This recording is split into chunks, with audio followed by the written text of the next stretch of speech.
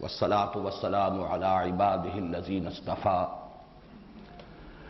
خصوصا على أفضلهم وخاتم النبيين محمد الأمين وعلى آله وصحبه أجمعين.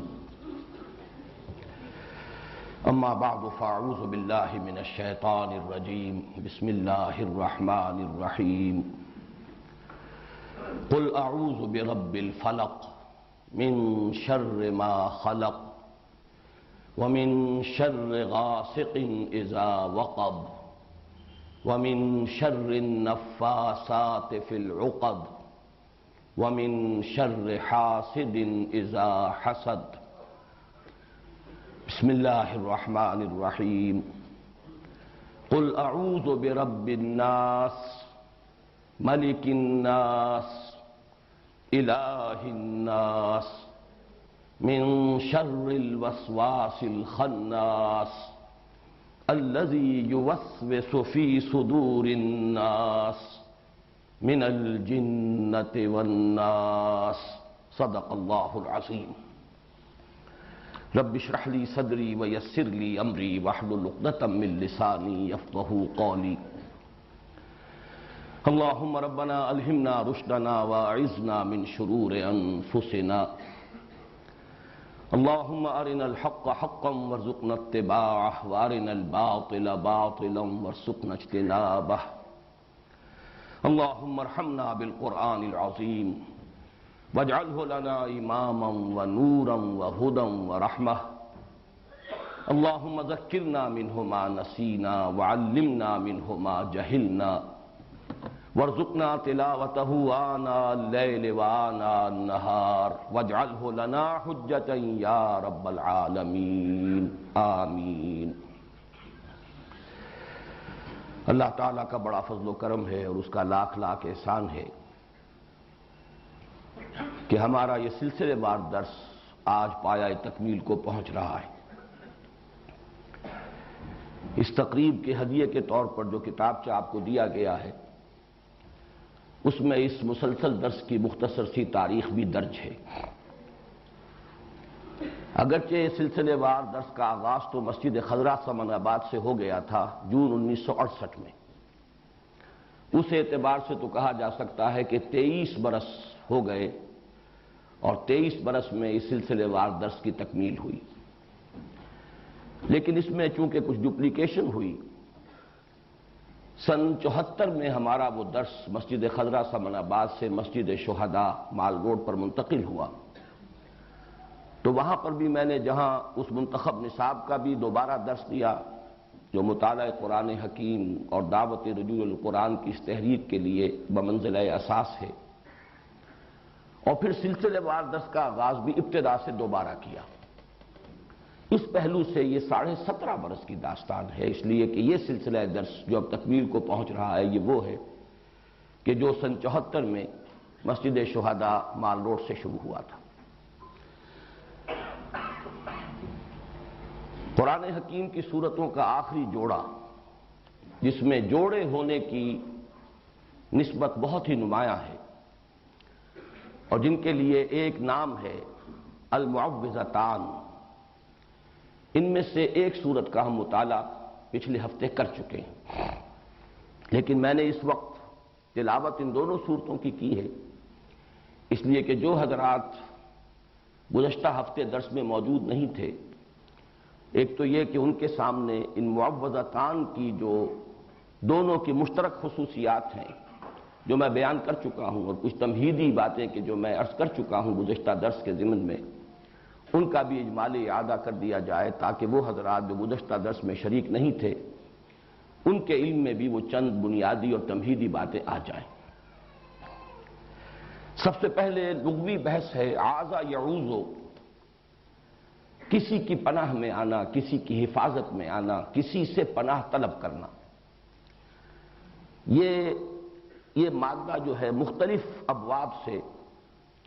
قرآن حکیم میں بھی آیا ہے اور ویسے بھی عام استعمال میں بھی اس کے مصدر مختلف ابواب سے آتے ہیں. عاذ یعوذ ثلاثی مجرد سے اس کے معنی ہے خود پناہ طلب کرنا، خود حفاظت چاہنا، خود کسی کی پناہ میں آنا. یہی مفہوم ہوگا باب تفاعل سے، تعوذ یا تعوذ، اسی سے ہمارے ہاں مستعمل ہے لفظ تعوذ کے بعد انہوں نے یہ فرمایا، تعوذ کے بعد تلاوت کی۔ یہی مفہوم ہے باب استفعال سے، استعاذہ، جیسے کہ قرآن حکیم میں آیا ہے فَإِذَا قَرَأْتَ الْقُرْآنَ فَاسْتَعِذْ بِاللَّهِ، استعاذہ، اس کا مفہوم بھی ہوگا کسی کی پناہ میں آنا، کسی کی پناہ طلب کرنا خود اپنے لیے۔ لیکن باب افعال سے اور باب تفعیل سے اس کا متعدی مفہوم بنتا ہے۔ اعاذ یعیذ، کسی اور کے لیے پناہ طلب کرنا یا کسی کو کسی کی پناہ میں دینا، جیسے کہ حضرت مریم کی والدہ سلام علیہما، ان کا قول نقل ہوا ہے قرآن حکیم میں سورہ آل عمران میں، وَإِنِّي أُعِيذُهَا بِكَ وَذُرِّيَّتَهَا مِنَ الشَّيْطَانِ الرَّجِيمِ، کسی کو پناہ میں دینا۔ اسی سے باب تفعیل میں تعویذ کا لفظ بنا ہے، جو ہمارے ہاں عام بول چال میں مستعمل ہے، تعویذ۔ تعویذ کے معنی بھی ہوں گے کسی کی پناہ میں دینا یا کسی اور کے لیے پناہ طلب کرنا۔ اسی سے یہ اس میں فاعل ہے المعوذتان، دو پناہ طلب کرنے والی صورتیں یا دو وہ صورتیں جو کسی کو کسی کی پناہ میں دیتی ہیں، انسانوں کو اللہ کی پناہ میں دینے والی ہیں۔ جیسے کہ میں نے عرض کیا، یہ قرآن حکیم میں جو صورتوں کے مابین نسبت زوجیت ہے، جوڑے جوڑوں کی شکل میں ہے، اکثر و بیشتر صورتیں قرآن حکیم کی، اس کی نمایاں ترین مثال یہی ہے۔ بلکہ یہ کہ سورہ فاتحہ جو پورے قرآن حکیم کے لیے ایک دیباچے کے طور پر ہے، مقدمے کے طور پر ہے، خود اپنی جگہ اتنی عظیم صورت ہے کہ اسے خود کہا گیا ہے والقرآن العظیم وَلَقَدْ آتَيْنَاكَ سَبْعًا مِّنَ الْمَثَانِي وَالْقُرْآنَ الْعَظِيمِ، اور حضور نے فرمایا کہ سبع مثانی بھی یہ سورہ فاتحہ کی 7 آیات ہیں، اور قرآن عظیم ہے اپنی جگہ، مکمل قرآن۔ اس کے بعد جو 2 صورتیں آتی ہیں، سورہ بقرہ، سورہ آل عمران، ان کو بھی حضور نے ایک نام دیا ہے، لیکن وہ زیادہ مشہور و معروف نہیں ہے۔ الزہراوان، الزہراوین، 2 نہایت تابناک اور نہایت روشن صورتیں، سورہ بقرہ، سورہ آل عمران۔ بلکہ ان کے لیے یہ آتا ہے کہ یہ میدان حشر میں غیایتان یا غمامتان کی شکل میں ظاہر ہوں گی، 2 ایسی بدلیوں کی شکل میں، یا 2 جیسے پرندوں کے جھنڈ جیسے ہوتے ہیں جن سے سایہ ہو جاتا ہے، تو حشر میں ان کا ظہور ہوگا اس صورت میں۔ اور جن لوگوں کو ان صورتوں سے محبت تھی اور جو تعلق خاطر رکھتے تھے ان کے ساتھ، ان پر وہ سایہ کریں گی میدان حشر۔ تو ابتدا میں بھی الزہراوین اور اختتام پر المعوذتین۔ باقی یہ کہ جوڑے ہونے کی نسبت قرآن حکیم میں بعض مقامات پر بہت نمایاں ہے، بعض مقامات پر قدر خفی ہے، یہاں پر وہ نسبت بہت نمایاں ہے۔ ایک تو یہ کہ ایک ہی مضمون ہے، صاف نظر آ رہا ہے، تعوذ، تعویذ۔ پھر یہ کہ اس کو جو تقسیم کیا گیا ہے، اس کے اعتبار سے ہمیں یہ نظر آتا ہے کہ یہ کوئی الٹپ تقسیم نہیں ہے، بلکہ بڑی حکیمانہ تقسیم ہے۔ یہ ایک مضمون کو مکمل کرنا ہے 2 حصوں میں، اور صحیح تر تمثیل ہوگی کہ یہ ایک تصویر کے 2 رخ ہیں۔ انسان پر کچھ آفات وہ ہیں جو خارج سے اس پر وارد ہوتی ہیں، اثر انداز ہوتی ہیں، ان سے پناہ طلب کرنے کی تلقین ہے سورۃ الفلق میں۔ قل اعوذ برب الفلق من شر ما خلق ومن شر غاسق اذا وقب ومن شر النفاثات فی العقد ومن شر حاسد اذا حسد۔ اور ایک مصیبت وہ ہے جو خود انسان کے اپنے اندر سے ہو کر اس پر اثر انداز ہوتی ہے، وہ وسوسہ۔ ظاہر بات ہے کہ وسوسہ جو ہے وہ چاہے شیاطین انس کی طرف سے ہو یا شیاطین جن کی طرف سے ہو، وہ خود انسان کے باطن پر اثر انداز ہوتا ہے۔ نفس کے اندر جو داعیات موجود ہیں، اس کا اپنے نفس امارہ، اس کی اپنی حیوانی جبلتیں، اس کے اپنے اینیمل انسٹنکٹس، وہ ہیں کہ جو بھڑکتے ہیں، مشتعل ہوتے ہیں، اور اس سے پھر انسان کے دین اور ایمان کو، اس کی سلامتی کو خطرہ لاحق ہوتا ہے۔ تو بہترین حکیمانہ تقسیم کر دی گئی، خارج سے اثر انداز ہونے والے خطرات اور مضرات وہ سورۃ الفلق میں، اور انسان کے اپنے باطن میں سے ہو کر اس کے دین و ایمان پر ڈاکہ ڈالنے والی مصیبت، اس سے تعوذ سورۃ الناس میں۔ پھر ایک اس میں عکسی ترتیب بھی ہے۔ سورۃ الفلق میں آپ دیکھیں گے کہ مستعاذ بہی، جس کی پناہ طلب کی جا رہی ہے وہ صرف ایک آیت میں آیا قل اعوذ برب الفلق، جبکہ مستعاذ من ہو اس کے لیے 4 آیتیں ہیں، اور شر کے لفظ کی گردان اب شروع ہوئی ہے من شر ما خلق ومن شر غاسق اذا وقب ومن شر النفاثات فی العقد ومن شر حاسد اذا حسد۔ اس کے برعکس ریسیپروکل نسبت ہے، یہ عکسی ترتیب ہے۔ سورۃ الناس میں 3 آیتیں ہیں کہ جن میں مستعاذ بہی قل اعوذ برب الناس ملک الناس الہ الناس، اور مستعاذ منہ صرف ایک ہے، اگرچہ آیات 3 ہے لیکن شر کا لفظ ایک ہی مرتبہ آیا ہے، من شر الوسواس الخناس الذی یوسوس فی صدور الناس من الجنۃ والناس۔ آخری 2 آیتیں اسی کی تشریح پر مشتمل ہیں، ورنہ مستعاذ منہ صرف ایک ہے، مستعاذ بہی اگرچہ ذات باری تعالیٰ اپنی جگہ پر تو اکیلی ہے، تنہا ہے، قل هو اللہ احد، لیکن اس کے ساتھ انسانوں کی 3 نسبتیں نمایاں کی گئیں، قل اعوذ برب الناس ملک الناس الہ الناس، اس کے بعد مستعاذ من صرف ایک آیت پر مشتمل یا ایک شر ہے۔ یہ ہے وہ ریسیپروکل نسبت جو عام طور پر قرآن حکیم کی جو صورتیں جوڑوں کی شکل میں ہوتی ہیں ان کے مضامین میں بالعموم پائی جاتی ہے۔ اس کے ضمن میں ایک بہت ہی حسین نکتہ ہے جو امام راضی نے بیان کیا ہے کہ واقعہ یہ ہے کہ انسان پر جو مصائب یا جو شرور اثر انداز ہوتے ہیں خارج سے، اس کا سارا اثر انسان کے جسم اور جان پر ظاہر ہوتا ہے، جبکہ انسان پر جو شیطان کی وسوسہ اندازی کا اثر ہے وہ در حقیقت اس کے دین و ایمان پر ڈاکہ ڈالتا ہے۔ لہذا مستعاذ بہی جو ہے اس کے ساتھ بہت زیادہ تعلق کی ضرورت ہے، بہت مضبوط ربط کی تعلق ہے، اس لیے ضرورت ہے، اس لیے کہ شیطان کا یہ وسوسہ جو انسان کے دین و ایمان کے لیے خطرہ ہے، اس کے لیے جب پناہ طلب کرنے کی تلقین کی گئی تو قل اعوذ برب الناس ملک الناس الہ الناس، اس میں یہ تکرار میں جو زور ہے وہ واقعتاً ادھر اشارہ کر رہا ہے کہ یہ ہے اصل جو مصیبت ہے، اور یہی وجہ ہے، اور یہ توازن ہے بڑا حسین کہ وہاں 4 شرور اور یہاں ایک شر، لیکن اس اعتبار سے یہ برابر ہے کہ وہ جتنے مضرتیں ہیں وہ انسان کے جسم و جان پر کسی مصیبت یا تکلیف کی شکل میں اثر انداز ہوتی ہیں، جبکہ یہ مصیبت جو ہے اس کے دین و ایمان پر ڈاکہ ڈالنے والی ہے، جس سے کہ اس کی ابدی زندگی جو ہے حیات اخروی اسے خطرہ لاحق ہو جائے۔ تیسری تمہیدی بات ان صورتوں کے بارے میں زمانہ نزول سے متعلق ہے، اگرچہ سلف میں بھی رائے موجود ہے کہ یہ دونوں صورتیں مکی ہیں، اور ہمارے اس دور کے مفسرین میں سے مولانا مودودی صاحب نے بھی اس رائے کو قبول کیا ہے، لیکن اکثر مفسرین کا اس پر اجماع ہے کہ یہ صورتیں مدنی ہیں، اور اس کے ضمن میں خاص طور پر ایک صحیح حدیث صحیح مسلم میں جو موجود ہے حضرت عقبہ ابن عامر رضی اللہ تعالی عنہ سے، میرے نزدیک وہ فیصلہ کن ہے، اس لیے کہ ان کا قول یہ موجود ہے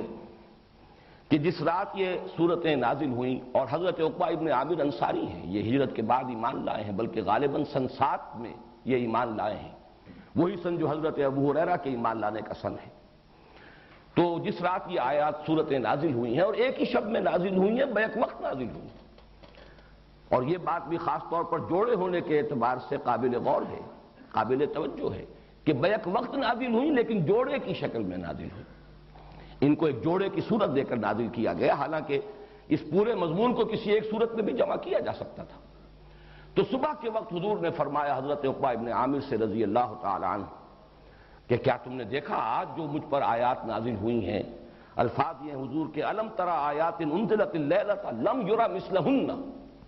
ویسی آیات اس سے پہلے کبھی نہیں دیکھی گئیں، اور حضور کا یہ معمول بھی ہمارے علم میں ہے کہ آپ اس سے پہلے مختلف آپ سے دعائیں منقول ہیں تعوذ کی، مختلف الفاظ میں آپ اللہ تعالیٰ کی پناہ طلب کیا کرتے تھے مختلف آفات سے، لیکن جب یہ صورتیں نازل ہو گئی تو پھر آپ نے اپنی بقیہ تمام دعاؤں کو ترک کر کے صرف انہی دونوں صورتوں کو معمول بہی بنا لیا، انہی کے ذریعے سے تعوذ، اس لیے کہ اب یہ جامع ترین کلمات ہیں، لم یری مثلہن، ان جیسی تو آیات دیکھی ہی نہیں گئی۔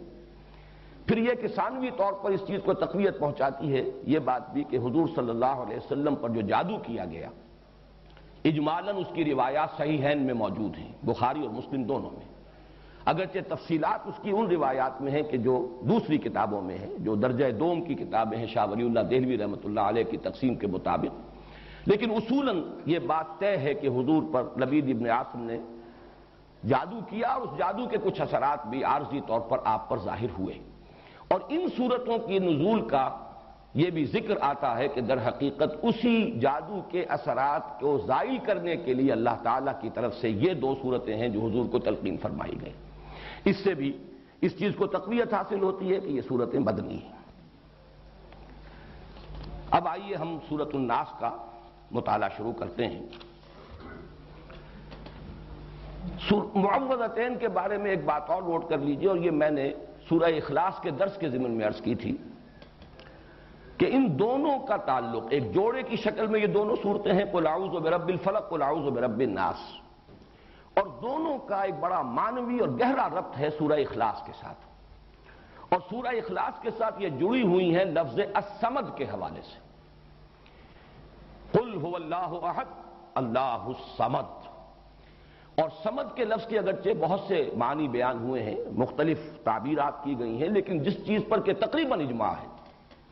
صمد وہ ہستی ہے جس کی طرف رجوع کیا جائے پناہ کے لیے، مدد کے لیے، جس کی پناہ حاصل کی جائے، جس کی پشت پناہی چاہی جائے، جیسے کہ وہ چٹان کہ اگر جنگ ہو رہی ہو، کہیں مقابلہ ہو، تو جس لشکر کے پیچھے چٹان ہے وہ گویا کہ محفوظ ہے، اس کا عقب جو ہے،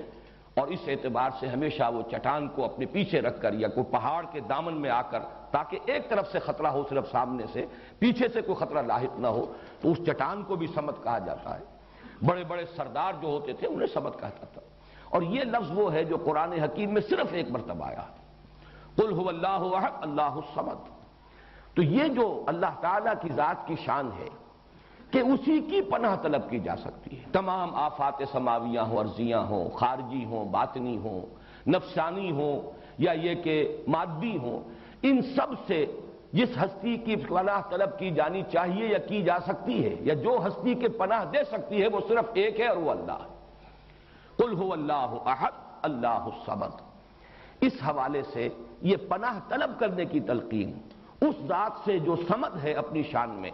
اس سے پناہ طلب کرو کن کلمات سے؟ قل اعوذ برب الفلق الی آخر السورہ، قل اعوذ برب الناس الی آخر السورہ۔ تو گویا کہ یہ دونوں صورتیں آپس میں جوڑے ہونے کی حیثیت رکھتی ہیں، اور پھر دونوں کی دونوں منسلک ہیں سورہ اخلاص سے، اور اس کے خاص طور پر لفظ الصمد سے۔ یہی وجہ ہے کہ حضور صلی اللہ علیہ وسلم کا جو معمول ہمیں معلوم ہوتا ہے مختلف روایات سے، اور یہ بھی صحیحین کی روایات بھی ہیں، کہ آپ رات کو سونے سے قبل اپنی دونوں ہتھیلیوں کو جوڑ لیتے تھے، اور ان پر یہ تین صورتیں آپ تلاوت کر کے پھونکتے تھے، سورہ اخلاص اور معوذتین، اور پھر اپنے دونوں ہاتھوں کو جسم پر پھیر لیتے تھے جہاں جہاں تک بھی وہ ہاتھ پہنچ سکے۔ اور یہ آپ کا ایسا مستقل معمول تھا کہ نبی اکرم صلی اللہ علیہ وسلم جب بیمار ہوئے مرض وفات میں، اور جب آپ کی نقاہت بہت بڑھ گئی، پھر یہی عمل حضرت عائشہ کرتی رہیں رضی اللہ تعالیٰ عنہ، حضور کے ہاتھ اپنے ہاتھ میں لے کر اور اس پر وہ پڑھ کر پھونکا، اور پھر حضور کے ہاتھوں کو اپنے ہاتھوں کے ذریعے سے ہاتھ پکڑ کر حضور کا، اور وہ آپ کے پورے جسم پر جیسے آپ کا معمول تھا آپ پھیرتی تھی۔ اس میں یہ تینوں صورتیں حضور نے جمع کی، اور بعض روایات میں لفظ بھی آتا ہے معوذات۔ یہ تینوں مل کر بھی در حقیقت ایک مضمون کی چونکہ تکمیل کر رہی ہیں، تو میں نے ایک لفظ جو ہے جو حضرات مستقلاً میرے اس درس میں شریک رہے انہیں معلوم ہے کہ 6 سوروں کی میں نے ایک اصطلاح ہے اس کو عام کیا ہے، کہ قرآن حکیم میں بعض جگہوں پر ایسا ہے کہ 2 صورتیں جوڑوں کی شکل میں ہیں اور پھر ایک صورت ان کے ساتھ منسلک ہے، وہ ایک ضمیمے کے طور پر ہے، یا یہ کہ اس سے پہلے وہ آئی ہے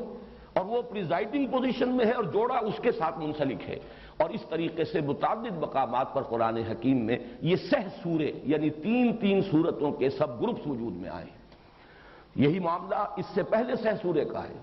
قل یا ایھا الکافرون منفرد مزاج کی صورت ہے، اور اس کے ساتھ منسلک ہے سورۃ النصر اور سورۃ اللہب۔ یہ دونوں در حقیقت اس پیشن گوئی پر مشتمل ہیں کہ فتح آ کر رہے گی، محمد کا مشن کامل ہو کر رہے گا صلی اللہ علیہ وسلم، کفر کی قوت ٹوٹ کر رہے گی، اور اس کا سب سے بڑا نمایاں چونکہ وہاں فرد ابو لہب تھا، اس کے ہاتھ ٹوٹ کر رہیں گے، وہ تباہ و برباد ہو کر رہے گا۔ یہ دونوں صورتیں در حقیقت ایک ہی مضمون کے 2 پہلوؤں کو بیان کر رہی ہیں۔ مدد آئے گی اور مشن کی تکمیل ہوگی،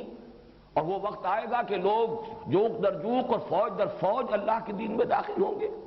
اسی مضمون کا گویا کہ عکس ہے، کفر کی طاقت ٹوٹ کر رہے گی، ابو لہب کے ہاتھ جو ہیں برباد ہو کر رہیں گے۔ یہ دونوں صورتیں جڑی ہوئی ہیں کس سے؟ جس میں اعلان برات کیا گیا، قل یا ایھا الکافرون لا اعبد ما تعبدون ولا انتم عابدون ما اعبد ولا انا عابد ما عبدتم ولا انتم عابدون ما اعبد لکم دینکم ولی دین۔ تو اس طرح پر قرآن حکیم کی یہ آخری 6 صورتیں 2 سہ سوروں کی شکل میں ہیں، سورہ کافرون اور ان کے ساتھ جوڑا سورۃ النصر، سورۃ اللہب، سورہ اخلاص اور اس کے ساتھ جوڑا معوذتین۔ اور اسی سے بات سمجھ میں آئے گی کہ ان دونوں سے سوروں کے جو ابتدائی صورتیں ہیں، جو پریزائڈنگ پوزیشن میں ہیں دونوں سہ سوروں میں، ان کے درمیان بڑا گہرا ربط ہے۔ میں نے مثال بھی دی تھی، آج بھی عرض کر رہا ہوں کہ اگر 2 ٹرائنگلز آپ بنائیں اپنے سامنے ہی کاغذ پر،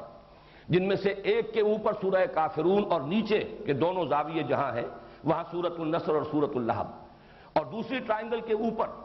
سورہ اخلاص اور نیچے سورہ فلق اور سورۃ الناس، اب آپ دیکھیں گے کہ یہ دونوں جو ٹاپ پر ہیں سورہ کافرون اور سورہ اخلاص، یہ ایک دوسرے کے قریب آ جائیں گی، ان کا براہ راست ایک ربط و تعلق ہوگا۔ اور یہی ربط و تعلق ہمارے سامنے آتا ہے حضور کے معمولات میں۔ فجر کی 2 سنتوں میں سورہ کافرون اور سورہ اخلاص، یہ آپ کا ایک مستقل معاملہ تھا۔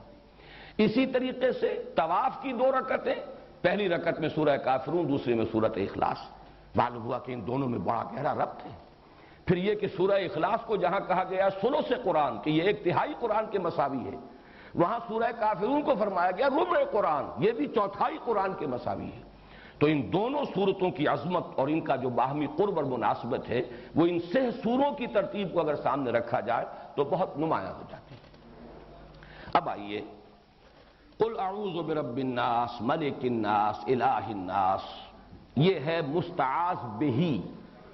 جس کے ذریعے سے استعاذہ کیا جا رہا ہے،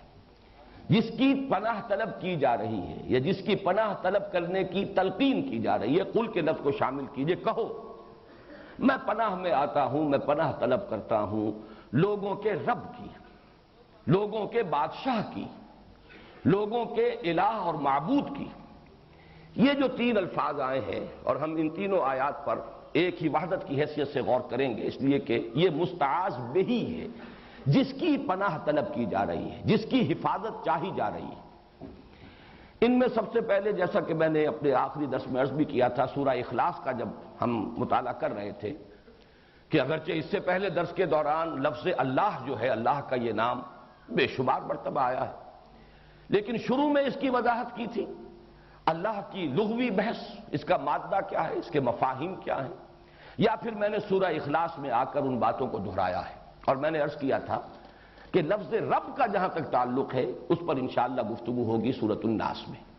حالانکہ یہ لفظ سورۃ الفلق میں بھی آ چکا ہے، قل اعوذ برب الفلق قل اعوذ برب الناس۔ آج میں چاہتا ہوں کہ اس لفظ کی بھی لغوی بحث، اور اس میں ایک اشکال ہے، وہ اشکال ہے کہ جس میں میں بھی بہت عرصے تک مبتلا رہا ہوں، اس لیے کہ عام طور پر اس لفظ کا ترجمہ کیا جاتا ہے پالن ہار، پروردگار، پرورش کرنے والا،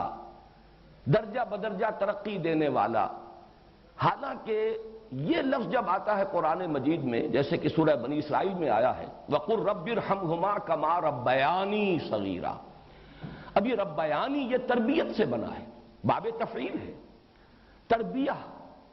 اب یہ کہ یہ مادہ را با با سے ہے یا را با وا سے ہے، اس میں بڑی بحث اور بڑا اشکال مجھے بھی رہا، اس لیے کہ در حقیقت را با اور با رب، اس کا اصل مفہوم جو سمجھ میں آتا ہے وہ ہے مالک ہونا، رب الدار، گھر کا مالک، رب المال، مال والا، جس کی انویسٹمنٹ ہے، مضاربت اگر ہے، ایک شخص جو ہے اس نے انویسٹ کیا ہے وہ رب المال ہے، اور دوسرا شخص جو ہے وہ مضارب ہے، وہ کام کر رہا ہے، محنت کر رہا ہے۔ تو رب کا لفظ جہاں بھی آتا ہے در حقیقت اپنے اصل مفہوم میں، اس کا مفہوم جو ہے لغوی، مجھے جو اشکال لاحق رہا وہ یہی تھا کہ وہ تو اس کے استعمالات کا اگر ہم جائزہ لیں تو وہ تو مالک ہونے کے مفہوم میں آتا ہے، رب المال، رب الدار، رب البیت۔ اس میں رب کا لفظ، اب جیسے خاص طور پر رب البیت، یہ جو خانہ کعبہ ہے اس کا رب، خانہ کعبہ کی تو کوئی تربیت نہیں، اس کی کوئی پرورش نہیں، اس کا کوئی پالنا پوسنا نہیں، وہاں تو در حقیقت رب کا مطلب مال جیسے رب المال ہے اسی طرح رب الدار ہے، مال والا گھر والا، مال کا مالک رب کا مالک گھر کا مالک۔ لیکن یہ کہ یہ لفظ جو ہے، اب میں نے اس پر جب مزید غور کیا تو متعدد الفاظ ایسے ہیں کہ جس میں یہ را با با جس طریقے سے ہے، اسی طرح شین قاف قاف شق، دال سین سین 10، اس سے جب باب تفعیل میں مصدر بنتے ہیں، جیسے کہ وہاں پر شق سے جو شین قاف یا، یہ بھی مادہ ہے، شین قاف یا کا مادہ ہے جس کا مفہوم آتا ہے نامراد ہونا، شقاوت، شقی جو نامراد ہے، ناکام ہے۔ اب جب سورہ طٰہٰ میں لفظ آیا طٰہٰ ما انزلنا علیک القرآن لتشقی، طٰہٰ ہم نے یہ قرآن آپ پر اس لیے تو نازل نہیں کیا، وہاں ترجمہ میں دیکھتا ہوں کہ آپ مشقت میں پڑھیں، حالانکہ مشقت کے لفظ کے لیے مادہ آنا چاہیے شین قاف قاف، وہاں شین قاف یا ہے تشقی، تو یہ ایک اشکال رہا میرے ذہن میں۔ اسی طریقے سے دسا، دال سین سین اور دسا، یہ جو آیا ہے قد افلح من دساہا وقد خاب من، قد افلح من زکاہا وقد خاب من دساہا، یہاں پر بھی وہ اشکال ہے۔ تو یہ اشکال ہوا امام راضی کی جب تفسیر میں پڑھ رہا تھا سورۃ الشمس کی، تو انہوں نے بعض نحویین کا یہ قول نقل کیا کہ یہ مادے در حقیقت دال سین سین اور دال سین یا، یہ بہت ایک دوسرے کے برابر ہم معنی ہے، بلکہ ایک ہی لفظ کی بدلی ہوئی شکل ہے۔ یہی اصول اگر ہم اس کا اطلاق کریں را با با اور را با وا پر، تو اس کا مطلب یہ ہے کہ یہ دونوں الفاظ بہت قریب ہیں، ان کو علیحدہ مادے بھی کہا جا سکتا ہے اور ایک مادہ بھی قرار دیا جا سکتا ہے۔ چنانچہ میں نے جب تحقیق کی ہے تو عجیب صورت سامنے آئی کہ لغت کے ایک بہت بڑے امام اور خاص طور پر مفردات القرآن کے مصنف، اتنی عظیم کتاب لکھنے والے امام راغب اصفہانی، انہوں نے را با با کے مادے کے ساتھ اس میں رب کے ساتھ صرف ربا یربی کو ایک ہی کہا ہے کہ یہ ربا یربی تربیتاً، اور را با با یہ در حقیقت ایک ہی مادہ، یہ دو مادے علیحدہ ہیں ہی نہیں۔ جبکہ فؤاد عبد الباقی، اس نے جو کتاب لکھی ہے المعجم المفہرس لالفاظ القرآن الحکیم، اس نے اس کو بالکل برعکس رب کے ساتھ صرف اربابن، ربیون، ربانیون، ربائب کے لفظ کو جمع کیا ہے، باقی اربا یربی، ربا یربی، ان سب کو وہ ایک علیحدہ جو مادہ ہے اس کے ساتھ لیتے ہیں۔ اس اعتبار سے ان میں جو قرب ہے، ان میں جو ترادف پیدا ہو گیا ہے، اور دو اتنے عظیم جو ہمارے مفکرین ہیں لغت کے ماہرین، ان میں بھی یہ اختلاف پیدا ہوا، تو اس کی بنا پر یہ سمجھیے کہ یہ رب کا مفہوم جو عام طور پر عام ہو گیا ہے، پالنے والا، پوسنے والا، یہ اس وجہ سے ہے کہ یہ را با وا اور را با با یہ دونوں بالکل ہم معنی اور ایک دوسرے کے قریب اور مترادف یہ مادے ہیں۔ اس لیے عام طور پر ترجمہ جب بھی رب کا کیا جائے گا تو پالنہار، پروردگار، پالنے والا، پوسنے والا، بلکہ یہ کہ امام راغب اصفہانی نے تو کہا ہی یہ ہے کہ را با با ہے ہی تربیہ، اور تربیہ کا مفہوم کیا ہے؟ کسی شے کو حالن فحالن ترقی دینا، درجہ بدرجہ ترقی دیتے ہوئے اس کے نقطہ عروج تک، اس کے نقطہ کمال تک پہنچا دینا، یہی لفظ رب کا اصل مفہوم ہے۔ اس کے بعد آئیے دوسرا لفظ ملک، اس میں بھی نوٹ کیجئے ملکیت، مالکیت اور اس سے آگے ملکیت، بادشاہت، یہ بھی مادہ تو ایک ہی ہے۔ یہی وجہ ہے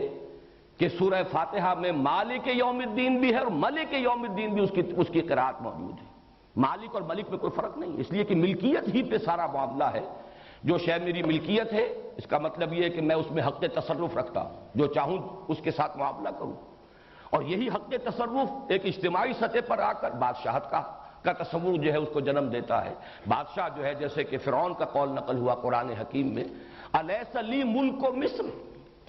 کیا مصر کی بادشاہی میرے لیے نہیں؟ وَهَذِهِ الْأَنْهَارُ تَجْرِي مِن تَحْتِي، اور یہ جو دریا ہیں یا جو نہریں بہ رہی ہیں وہ میرے نظم کے تحت، میرے کنٹرول میں ہیں۔ آج کی اصطلاح میں ہم کہہ سکتے ہیں کہ جس کو چاہوں موگا دوں، جس کو چاہوں نہ دوں، جس کے لیے چاہوں موگا جو ہے اس کے پانی کے لیے میں اس کے میں اضافہ کر دوں، اور جس کے لیے چاہوں اس کے اندر کمی کر دوں، یہ میرا اختیار ہے۔ تو در حقیقت ملکیت، مالکیت اور ملکیت یہ ایک ہی مادے کی مختلف شکلیں ہیں، اس لیے کہ جو شخص کسی شے کا مالک ہو، جو ہستی، وہی در حقیقت اس کی بادشاہ ہے، اس کو اس کے اندر اختیار حاصل ہے تصرف کا کہ جس طرح چاہے تصرف کرے۔ کیا یہاں کچھ دریوں کا انتظام نہیں کیا تھا؟ کچھ لوگ کھڑے ہوئے ہیں، مجھے تو آپ حضرات آگے آ جائیے، چاہے یہاں بیٹھ جائیں جب تک دریا نہیں آ رہی، لیکن کھڑے رہنا تو درست نہیں ہے۔ تیسرا لفظ جو ہے الہ، اس پر جیسا کہ میں نے عرض کیا ہے، میں سورہ اخلاص کے درس کے ضمن میں تفصیلاً عرض کر چکا ہوں۔ اب میں چاہتا ہوں کہ ان تینوں الفاظ کے حوالے سے حکمت قرآنی کا جو ایک بہت بڑا خزانہ ہے اور قیمتی موتی ہے، اس کی طرف ہم توجہ کریں۔ ان تینوں الفاظ میں جو نسبت ہے، رب اور ربوبیت، ملک اور ملکیت، اور پھر اس کے ساتھ الہ، اگر اس کا آپ جائزہ لیں گے تو انسان کے ذہنی ارتقاء کے یہ تین منزلیں ہیں کہ جن کی نشاندہی ان تین الفاظ کے ذریعے سے ہوتی۔ بچپن میں جبکہ ابھی انسان کو، بچے کو کسی اور شے کا احساس نہیں سوائے اس کے کہ اس کی احتیاجات ہیں، بھوک لگتی ہے، اس کی کوئی اور ضرورت ہے جو پوری ہونی چاہیے، یا اس سے آگے بڑھ کر کچھ حفاظت ہے جو اسے درکار ہے، مطلوب ہے،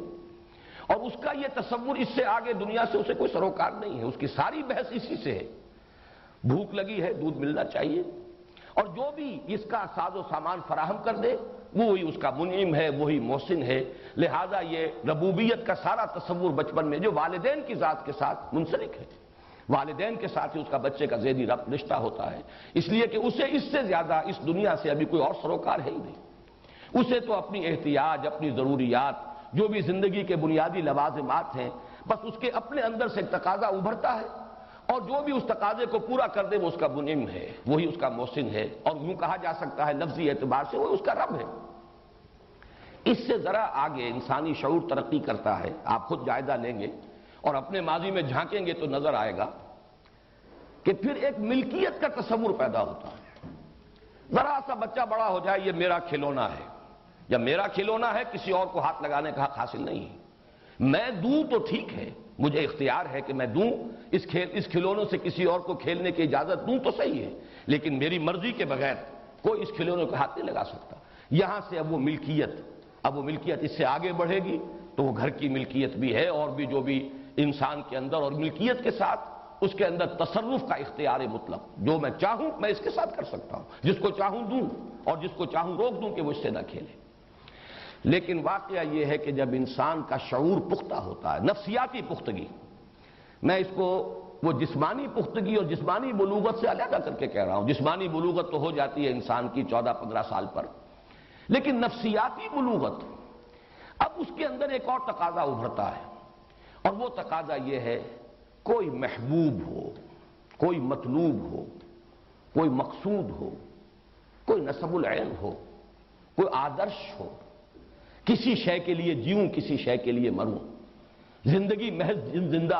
زندہ رہنے کے لیے نہیں، زندگی برائے زندگی نہیں، بلکہ زندگی کسی نصب العین کے لیے ہو، زندگی کسی مقصود کے لیے ہو، مطلوب کے لیے ہو۔ یہ ہے در حقیقت انسان کی فطرت کی پیاس، جبکہ انسان کا شعور اور اس کی اپنے اندر کی نفسیاتی کیفیت جب بلوغ کو پہنچتی ہے تو ایک محبوب، یا اسی کے لیے ایک لفظ اور استعمال کیجئے، ایک زمانے میں ایک عربی نظم پڑھی تھی بڑی پیاری، اب تک اس کا نقش ہے، اور وہ یہ کہ فتش لقلبک عن رفیق، اپنے لیے کوئی ساتھی تلاش کرو۔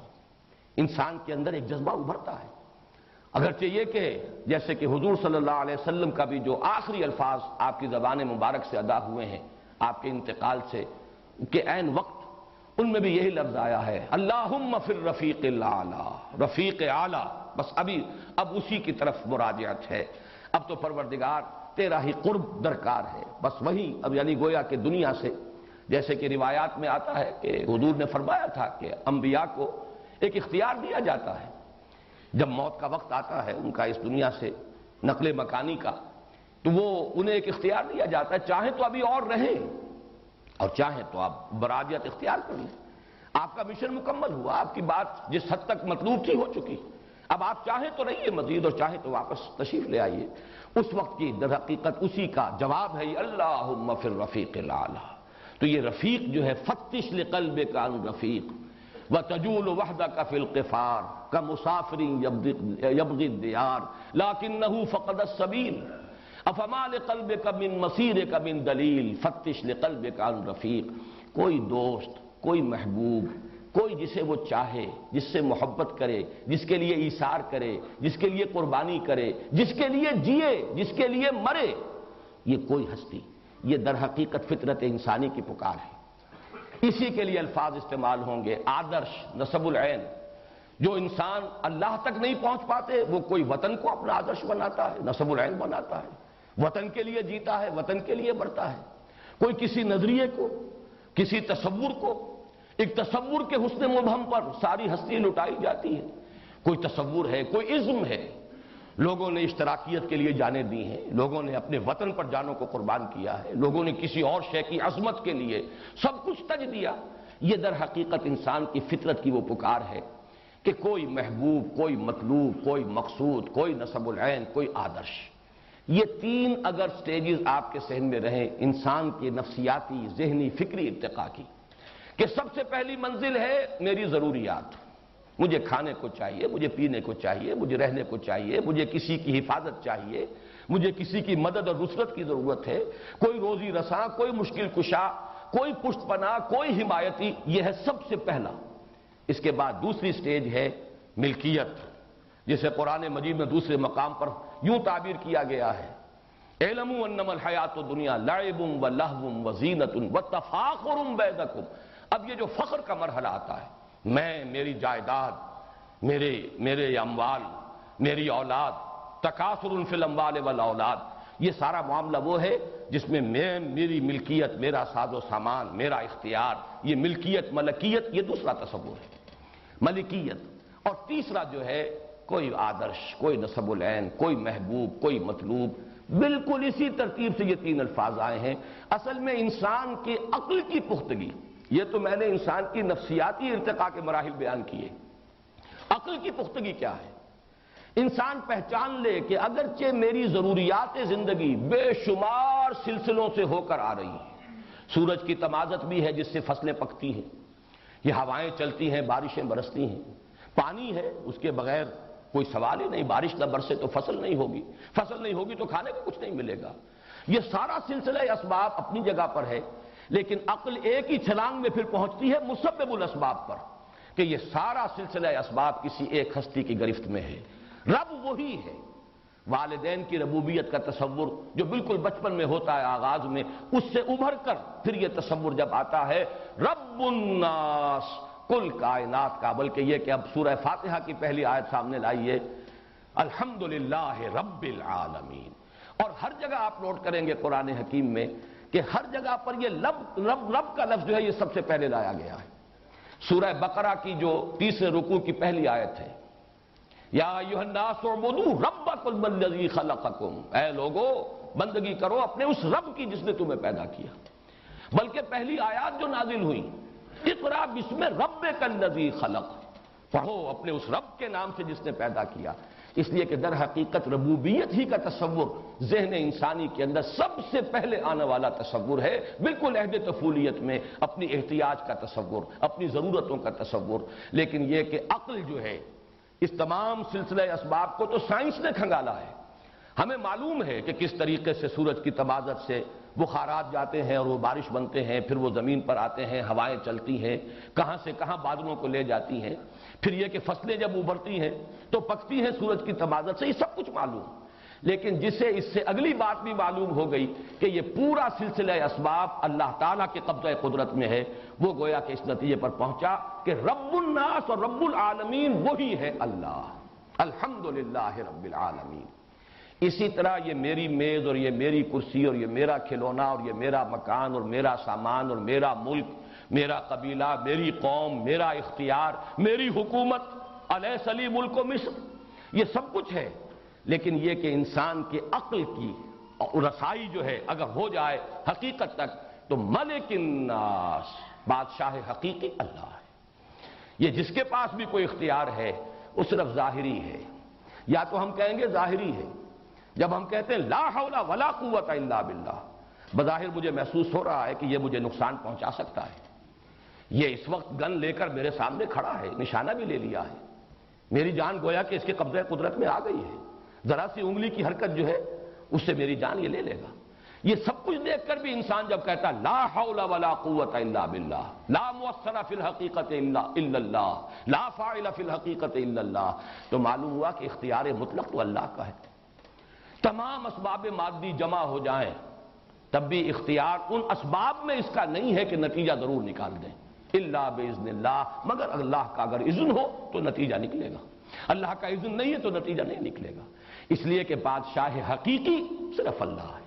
مختار حقیقی صرف اللہ ہے، مختار مطلق صرف اللہ ہے۔ اسی تصور سے در حقیقت وہ جو ہمارے ہاں الحمدللہ کہ آج کل تو بہت سے لوگ یہاں ایسے پیدا ہو گئے ہیں جو قرارداد مقاصد کو ہوکس قرار دے رہے ہیں۔ الطاف گوہر صاحب کا جو مضمون شائع ہو رہا ہے مسلم میں اب سلسلے وار، اس کی پہلی قسم میں انہوں نے قرارداد مقاصد کو ایک ہوکس قرار دیا، ایک فراڈ قرار دیا۔ لیکن واقعہ یہ ہے کہ وہ تو میں سمجھتا ہوں کہ اس صدی کے بڑے عظیم واقعات میں سے ایک واقعہ ہے کہ اس 20ویں صدی کے نصف کے قریب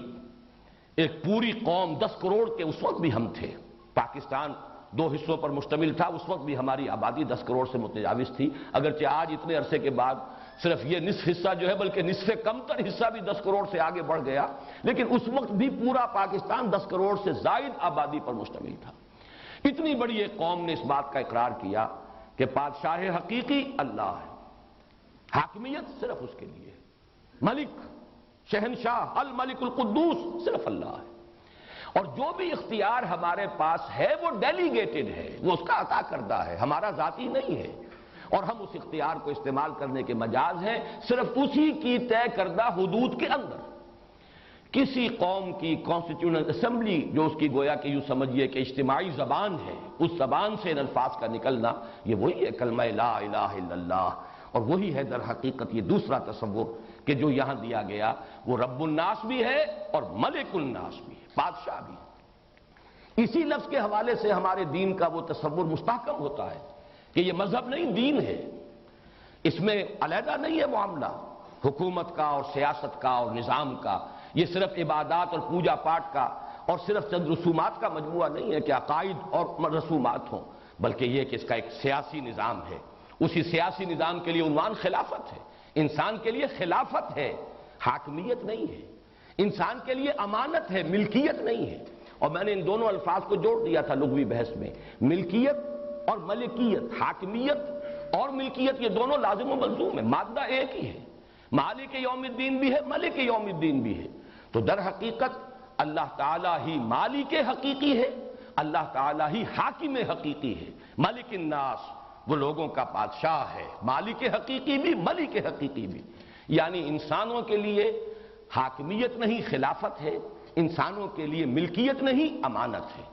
این امانت چند روزہ دست ماست، در حقیقت مالک ہر شے خداست۔ یہ دوسری بات ہے کہ ہم ملکیت کے اس فریب کے اندر مبتلا ہو جاتے ہیں، وہ جو ہلدی کی گانٹھ مل گئی ہے اور اسے لے کر ہم سمجھتے ہیں کہ پنساری بن گئے ہیں، ہم سمجھتے ہیں میری شے اور میری ملکیت اور میری جائیداد اور میرا مکان اور میرا محل اور میری یہ اور میری وہ، یہ سوائے ایک فریب کے کچھ نہیں۔ این امانت چند روزہ دست ماست، در حقیقت مالک ہر شے خداست، اور سروری زیبا فقط اس ذات بے ہمتا کو ہے، حکمراں ہے ایک وہی باقی بتانے آسری۔ یہ دوسرا لفظ ہوا ملک الناس۔ اب آیا ہے وہ لفظ جس پر تفصیلی بحث میں کر چکا ہوں سورہ اخلاص کے درس میں، الہ الناس، مطلوب حقیقی وہی، معبود حقیقی وہی، محبوب حقیقی وہی، مقصود اصلی وہی، لا مقصود الا اللہ، لا محبوب الا اللہ، جینا ہے تو اس کے لیے، مرنا ہے تو اس کے لیے، قل ان صلاتی و نسکی و محیای و مماتی للہ رب العالمین۔ جیسے کہ انسان حقیقت میں وہی انسان کہلانے کا مستحق ہے جس کا کوئی نسب العین ہے، جس کا کوئی آدرش ہے، جس کا زندگی میں کوئی مقصد ہے، جو محض زندگی کے لیے جینے کے لیے نہیں جی رہا بلکہ کسی مقصد کے لیے نسب العین کے لیے جی رہا ہے۔ اور وہ نسب العین وہ حقیقت میں جب انسان کی عقل اگر وہ پختگی کو پہنچ گئی ہو تو وہ پہچان لے گا کہ مطلوب حقیقی، محبوب حقیقی سوائے اللہ کے کوئی نہیں۔ یہ ہے آخری منزل انسانی فکر کے ارتقاء کی، لہذا یہاں اس ترتیب سے لائے قل اعوذ برب الناس۔ علامہ اقبال نے اسی فکر کو مختلف انداز میں بیان کیا ہے۔ یزداں بکمن داور ہمت مردانہ. یہ کیا اصل میں الفاظ ایسے ہیں کہ جس سے ذرا آدمی چونک بھی جاتا ہے، بات کیا کہی جا رہی ہے. آپ کو معلوم ہے کہ کمند جو ہے وہ استعمال کی جاتی تھی فصیل کے اوپر چڑھنے کے لیے. انسان پہلے اپنے زور بازو سے کمند کو پھینکتا تھا اوپر. جتنی اونچائی پر جا کر وہ کمند اٹک جائے گی اتنا ہی انسان اب اس کے سہارے سے جا سکتا ہے. اگر وہ 20 فٹ تک گئی ہے تو آپ 20 فٹ تک ہی جا سکتے ہیں، آگے تو نہیں جا سکتے. اگر آپ نے 40 فٹ تک پہنچا لی ہے تو آپ 40 فٹ تک پہنچ جائیے. تو پہلے کمند پھینکیے بلند، اور اس کے بعد آپ اس بلندی تک خود پہنچیں گے. یہ جو سورہ حج کے اندر فرمایا گیا ضعف الطالب والمطلوب، اگر مطلوب گھٹیا ہے تو طالب بھی گھٹیا ہی رہے گا. آدرش پست ہے تو انسانی شخصیت پست رہے گی. نسب العین جو ہے وہ بہت ہی نیچے ہے، لو ہے، تو انسانی شخصیت بھی بہت نچلی سطح پر رہے گی. آدرش بلند ہے، نسب العین بلند ہے، آپ کا مقصود و مطلوب بلند ہے، تو اب آپ کی اپنی شخصیت کو ترفع حاصل ہوگا اس کے حوالے سے. اسی کو کہا گیا ضعف الطالب والمطلوب. اگر مطلوب کمزور ہے تو طالب بھی کمزور، مطلوب پست ہے تو طالب بھی پست. کسی نے وطن کو بنایا، کسی نے قوم کو بنایا، کسی نے اولاد کو بنایا. کتنے ہی لوگ ہیں جو صرف اولاد کے لیے جیتے ہیں، اپنی توانائیاں انویسٹ کر دیتے ہیں صرف اولاد کے لیے. ان کا مقصود و مطلوب اولاد ہے، اس کے سوا کچھ نہیں. کوئی بلند تر نسب العین نہیں. کچھ لوگ ہیں جو صرف اپنی ذات، اپنے ہی حسن کا دیوانہ بنا پھرتا ہوں، اپنی ہی حریم ذات کے گرد طواف کرتا رہتا ہے انسان، اپنی ہی خود غرضیاں اور اپنے ہی مفادات اور اپنے ہی لیے کوئی شہرت، اپنے ہی لیے کوئی وجاہت، یہی ان کا مطلوب و مقصود بن جاتا ہے.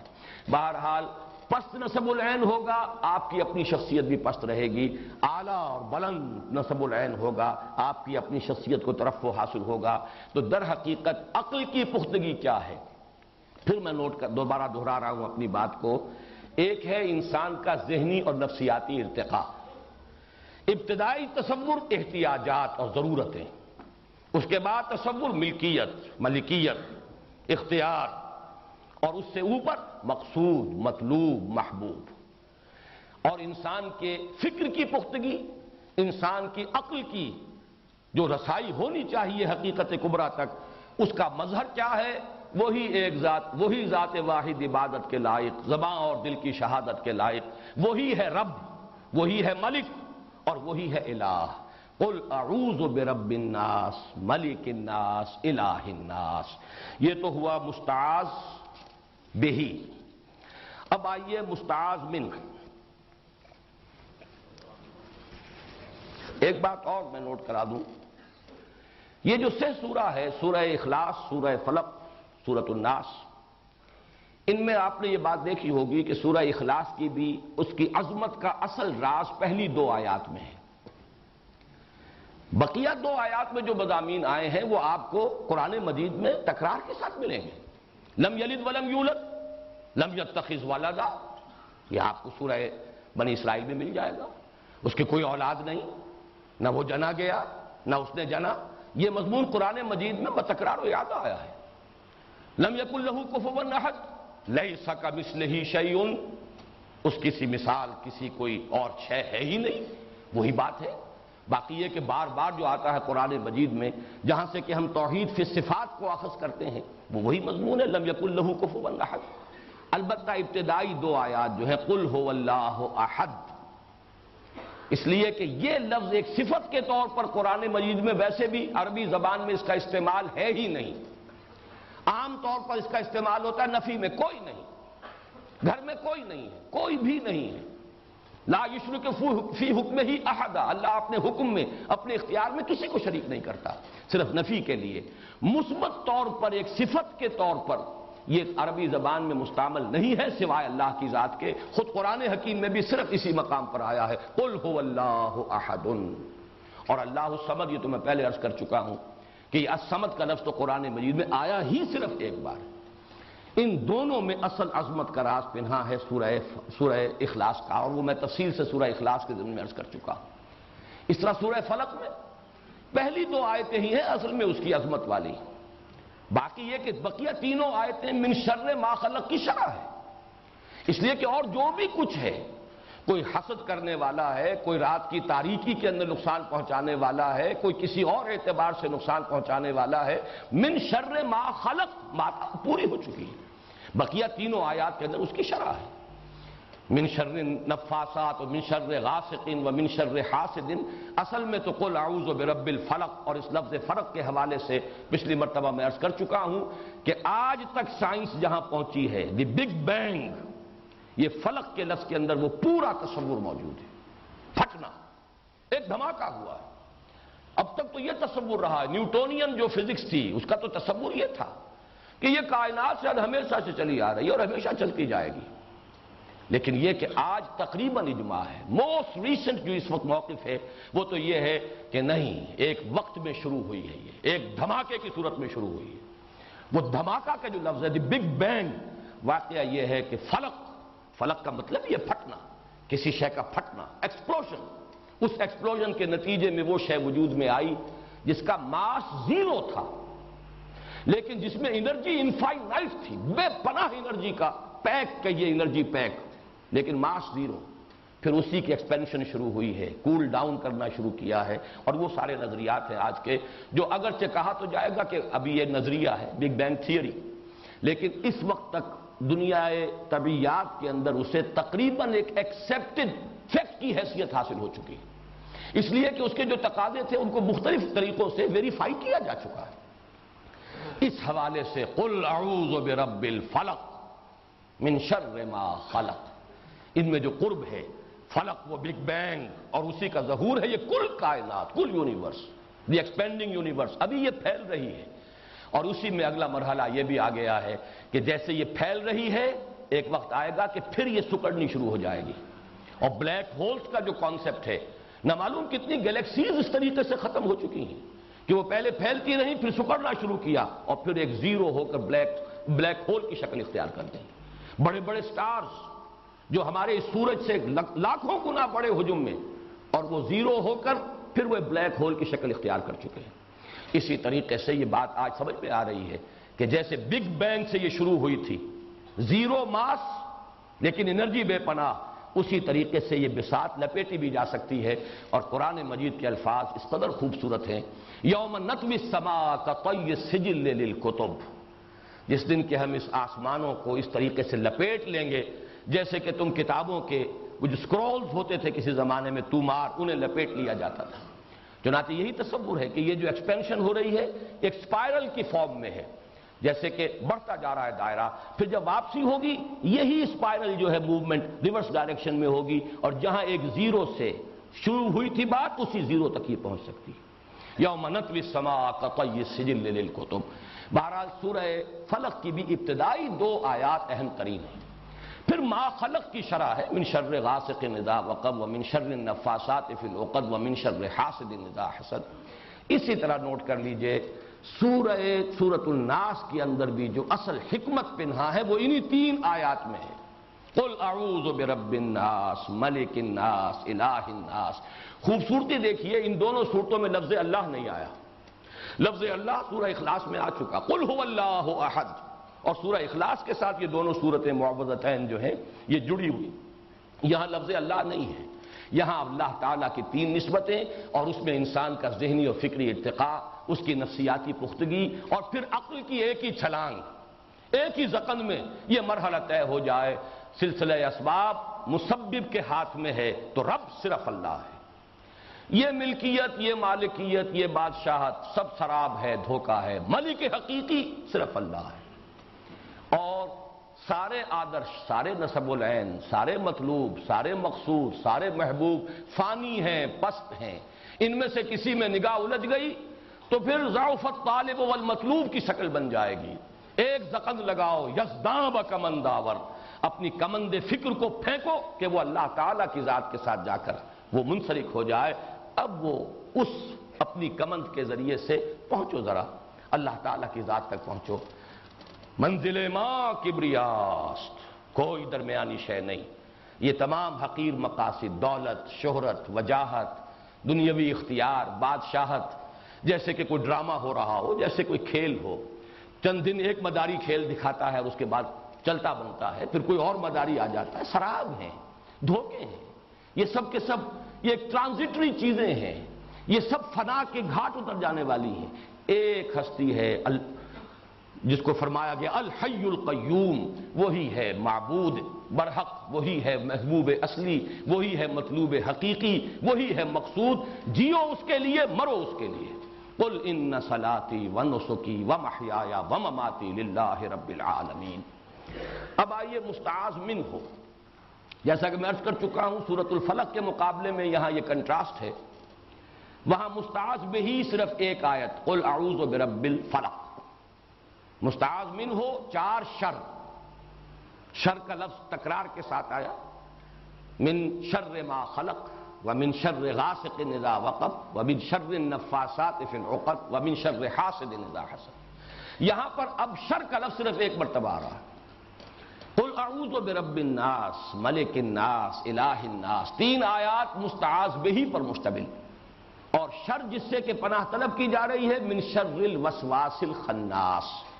اب اس پر تھوڑا سا غور کر لینا چاہیے، وسواس کسے کہتے ہیں؟ اتنی پست آواز میں کسی سے کچھ کہنا کہ مفہوم تو وہ سمجھ لے، الفاظ نہ سنے، یہ ہے وسوسے کا اصل مفہوم۔ الفاظ سنائی نہ دے، مفہوم منتقل ہو جائے۔ یہی جس طرح لفظ وحی ہے، اسی لیے لیوحون، یہ شیاطین جن و انس کے لیے بھی یہ لفظ آیا ہے، یوحی بعضهم الی بعض زخرف القول غرورا، یہ شیاطین جن و انس جو ہے ایک دوسرے کو وحی کرتے رہتے ہیں۔ تو لفظ وحی اور وسوسے میں بہت قرب ہے۔ وحی بھی ہے الاعلام بالسر والخفاء،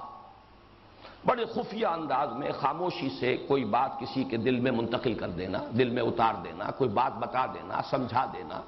یہ وحی اسی لیے آنکھ سے اشارہ کیا جائے تو اس کے لیے بھی لفظ وحی ہے، عربی ادب کے اندر استعمال ہوا ہے۔ اسی طریقے سے وسوسہ، کسی کے اندر کوئی خیال، کوئی جذبہ منتقل کر دینا بغیر اس کے کہ کوئی بات سننے میں آئے، کوئی کلام جو ہے وہ سماعت کے مرحلے سے گزرے، اس کے بغیر کوئی چیز، کوئی خیال، کوئی جذبہ کسی کے اندر پیدا ہو جائے، ابھر جائے، مشتعل ہو جائے، یہ وسوسہ ہے۔ لفظ وسواس کے بارے میں علامہ زمخشری نے جو بحث کی ہے اسی کو تقریباً تمام مفسرین نے قبول کیا ہے کہ وسوسہ اسم ہے اور وسواس بھی اسم ہے۔ اس سے جو مصدر بنے گا وہ وسواس ہے، واو کے زیر کے ساتھ، جیسے کہ زلزال یہ مصدر ہے، زلزلہ اور زلزال یہ ہم معنی ہیں، زلزال ہے جو مصدر ہے۔ اسی طریقے سے وسوسہ اور وسواس ہم معنی ہے، اسم ہے، البتہ اس سے مصدر جو ہے وہ وسواس ہے۔ یہ لفظ کیوں آیا یہاں؟ ایک تو یہ کہ بطور اسم جب اس کو لایا گیا تو اس شخص کی، اس ہستی کی طرف اشارہ کیا جا رہا ہے کہ جو مجسم وسوسہ ہو، جس کا شغل ہی وسوسہ کرنا ہے،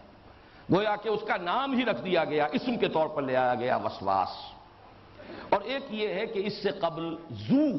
مضاف جو ہے اس کو محذوف ماننا پڑے گا، ذو الوسواس۔ قل اعوذ برب الناس ملک الناس الہ الناس من شر ذی الوسواس الخناس الذی یوسوس فی صدور الناس۔ تو یہاں پر گویا کہ فرض کرنا پڑے گا کہ ذو کا لفظ محذوف ہے۔ خناس کیا ہے؟ خنس کہتے ہیں دبے پاؤں پیچھے ہٹ جانا، بلکہ اس کے ساتھ الٹے پاؤں۔ آپ آگے بڑھے، کہیں جھانکا آپ نے، کہیں خطرہ نظر آیا تو آپ الٹے پاؤں اور دبے پاؤں بغیر آہٹ کے واپس ہٹ گئے، یہ خنس ہے۔ یہ لفظ قرآن مجید میں سورہ تکویر میں آیا ہے، فلا اقسم بالخنس الجوار الکنس، ستارے ہیں، آگے بڑھتے ہیں پھر وہ غائب ہو جاتے ہیں، پیچھے کو ہٹ جاتے ہیں، دبک جاتے ہیں، چھپ جاتے ہیں، ان کی قسم کھائی گئی ہے، ان کی شہادت پیش کی گئی ہے۔ الوسواس الخناس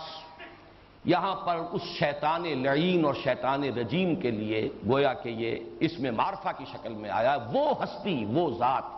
جس کا کام ہی وسوسہ اندازی ہے، جس کا مشن ہی وسوسہ اندازی ہے، جس کی زندگی کا مقصود ہی یہ ہے۔ اس لیے کہ وہ شیطان لعین جس کے ساتھ جو معاملہ حضرت آدم کا اور اس کا ہوا قرآن مجید میں 7 جگہ پر آیا ہے، اس مضمون کی اہمیت کا آپ اندازہ کیجیے۔ ایک ہی واقعہ آدم و ابلیس کے مابین جو بھی ماجرا ہوا 7 صورتوں میں قرآن مجید کے اندر موجود ہے۔ سورہ بقرہ میں ہے، سورہ اعراف میں ہے، سورہ ہجر میں ہے، بنی اسرائیل میں ہے، سورہ کہف میں ہے، سورہ طٰہٰ میں ہے، سورہ صاد میں ہے، 7 جگہ وہ یہی تھا۔ وہ تکبر کی وجہ سے اس نے اللہ تعالیٰ کے حکم کو ماننے سے انکار کیا۔ تکبر، انا خیر منہ خلقتنی من نار وخلقتہ من طین، میں اس سے بہتر ہوں آدم سے، میں اس کے سامنے سجدہ نہیں کر سکتا، میں نہیں جھکوں گا، اس لیے کہ تو نے مجھے پیدا کیا ہے آگ سے اور اس کو پیدا کیا ہے گارے سے۔ انا خیر منہ خلقتنی من نار وخلقتہ من طین، انکار کیا۔ کہیں لفظ ابا آتا، ابا واستکبر وکان من الکافرین، اور اس شد و مت کے ساتھ آیا ہے قرآن مجید میں کہ ملائکہ کے بارے میں کہیں شبہ نہ ہو جائے کہ ان میں سے کسی نے بھی سجدہ کرنے سے انکار کیا ہو۔ چنانچہ ایک مقام پر تکرار کے ساتھ اور شدت جو ہے اس کے لیے دیکھیے کہ آپ کس قدر زور ہے، فَسَجَدَ الْمَلَائِكَةُ كُلُّهُمْ أَجْمَعُونَ، سجدے میں گر گئے سب کے سب فرشتے، کل کے کل ان میں کے، اور سب کے سب جمع ہو کر 3 مرتبہ، کوئی اشتباہ نہ رہ جائے۔ ہاں وہ ایک جنات میں سے، اس میں بھی چونکہ اشتباہ ہو جاتا ہے، بقیہ 6 مقامات پر اشتباہ ہو جاتا ہے کہ کہیں یہ بھی کوئی فرشتوں میں سے تو نہیں تھا،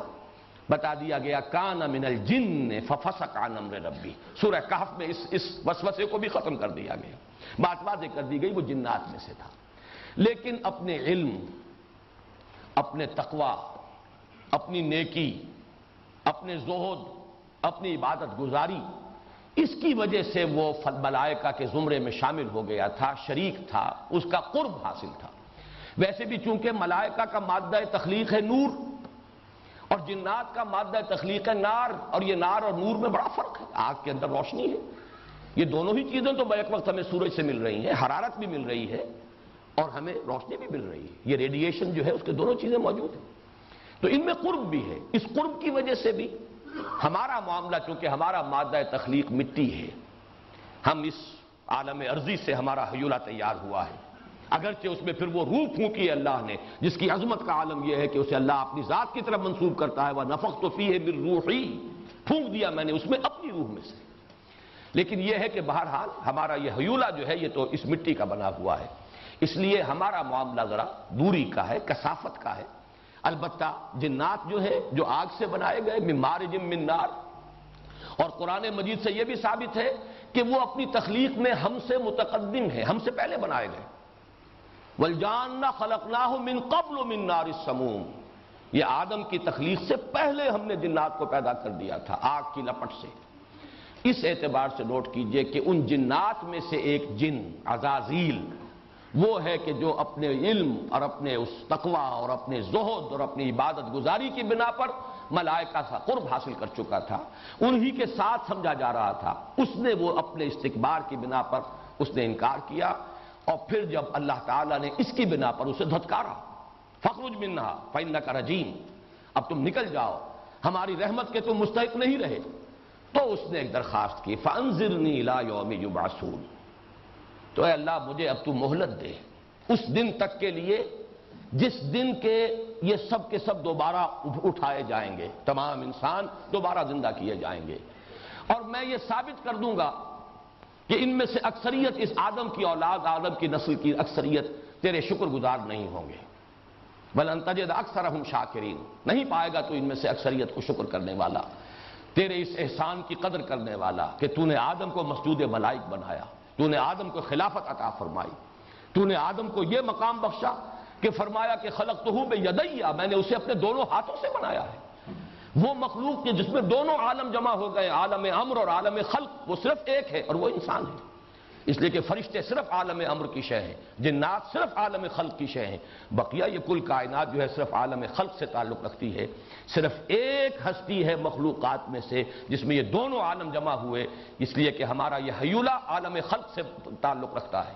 خاک سے بنا ہے، لیکن ہماری روح وہ کہیں اور کی شے ہے، انا للہ و انا الیہ راجعون، کہیں اور سے آئی ہے، اس عالم سفلی سے اس کا کوئی تعلق نہیں ہے، اس کا تعلق اس عالم علوی سے ہے۔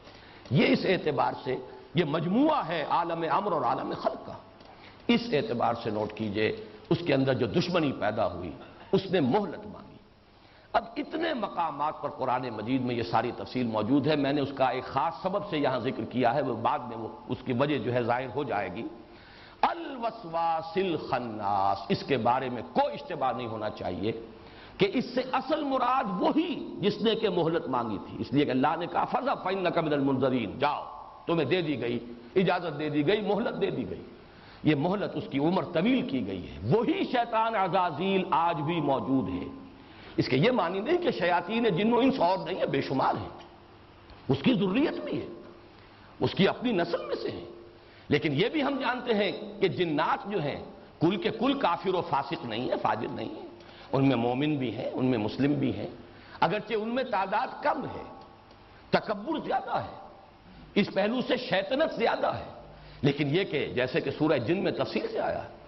وَأَنَّا مِنَّا الْمُسْلِمُونَ وَمِنَّا دُونَ ذَلِكَ وَمِنَّا الْقَاسِطُونَ، یہ مختلف الفاظ آئے ہیں۔ ہم میں ہر طرح کے لوگ موجود ہیں، جنات کی آپس کی گفتگو ہے، ہم میں وہ بھی ہیں جو فرما بردار ہیں، نیک ہیں، ہم میں وہ بھی ہیں کہ جو ظالم ہیں، جو نا انصافی کرنے والے ہیں، پھر یہ کہ شرک کرنے والے ہیں، پھر یہ کہ ہم میں سے ایک بڑا بھی ہے جس نے ہمیں اس غلط راستے پر ڈالا ہے کہ وہ ہم نہیں سمجھتے تھے کہ وہ ہمیں اس دھوکے میں مبتلا کر دے گا کہ یہ اللہ کے ساتھ کوئی اور بھی جو ہے وہ شریک ہیں۔ بہرحال یہ ساری بات سورہ جن میں آ چکی ہے تفصیل کے ساتھ۔ یہاں نوٹ کیجئے کہ من شر الوسواس الخناس، یہ ترکیب خود بول رہی ہے، یہ شخص معین ہے، یہ ایک ہستی، ایک ذات ہے، یہ اس میں معرفہ بن رہا ہے۔ من شر الوسواس الخناس، میں پناہ چاہتا ہوں لوگوں کے رب کی، لوگوں کے بادشاہ کی، لوگوں کے معبود اور محبوب اور مقصود و مطلوب حقیقی کی، اس وسوسہ کرنے والے اور پیچھے دبک جانے والے کے شر سے۔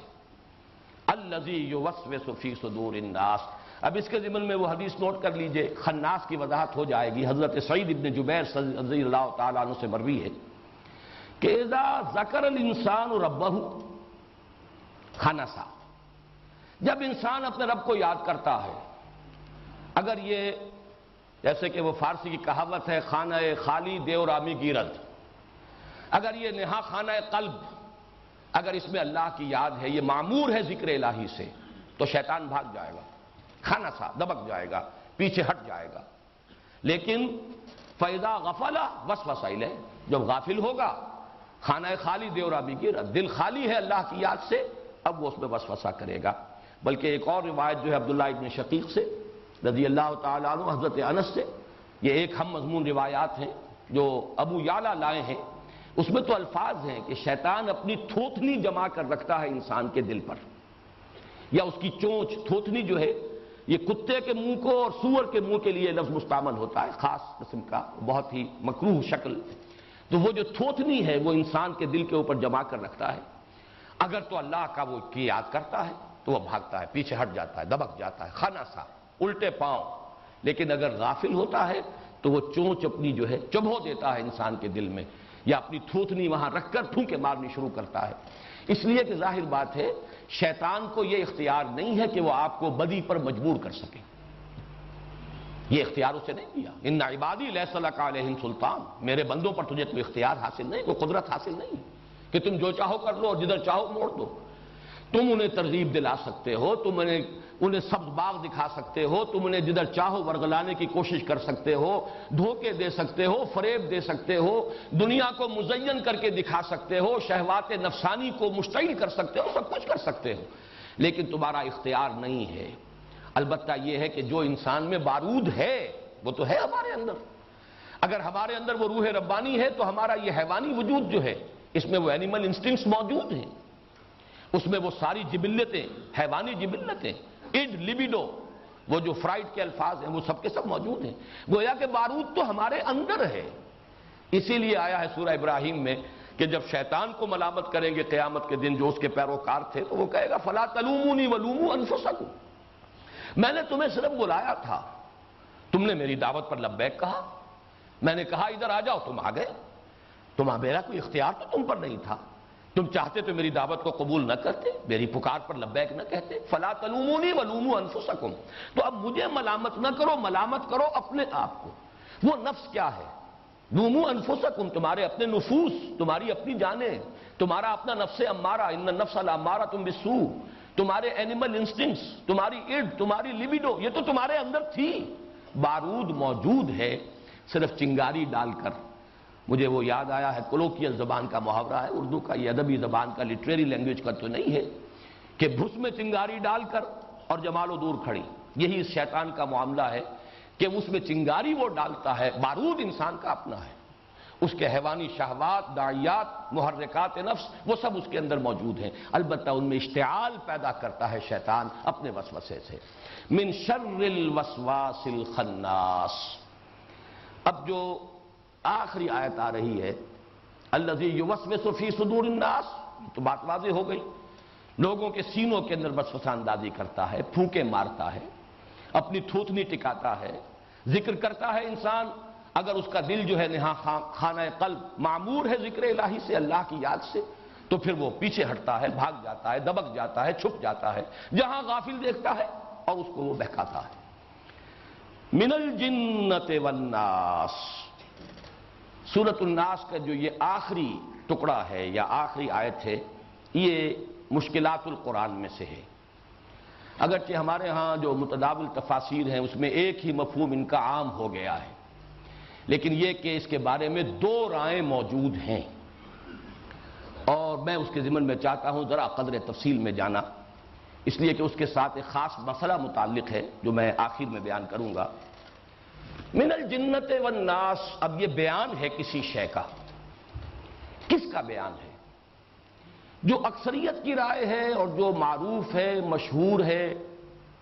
اور ہماری متداول جتنے بھی تفاسیر ہیں یا تراجم ہیں، مختصر حواشی ہیں، ان میں یہی رائے بیان کی گئی ہے. وہ تو یہ ہے کہ اس سے مراد ہے الذی یوسوس، اس کی یہ تشریح ہو رہی ہے جو وسوسہ اندازی کرتا ہے، اور وسوسہ اندازی کرنے والے جنوں میں سے بھی ہیں، انسانوں میں سے بھی ہیں،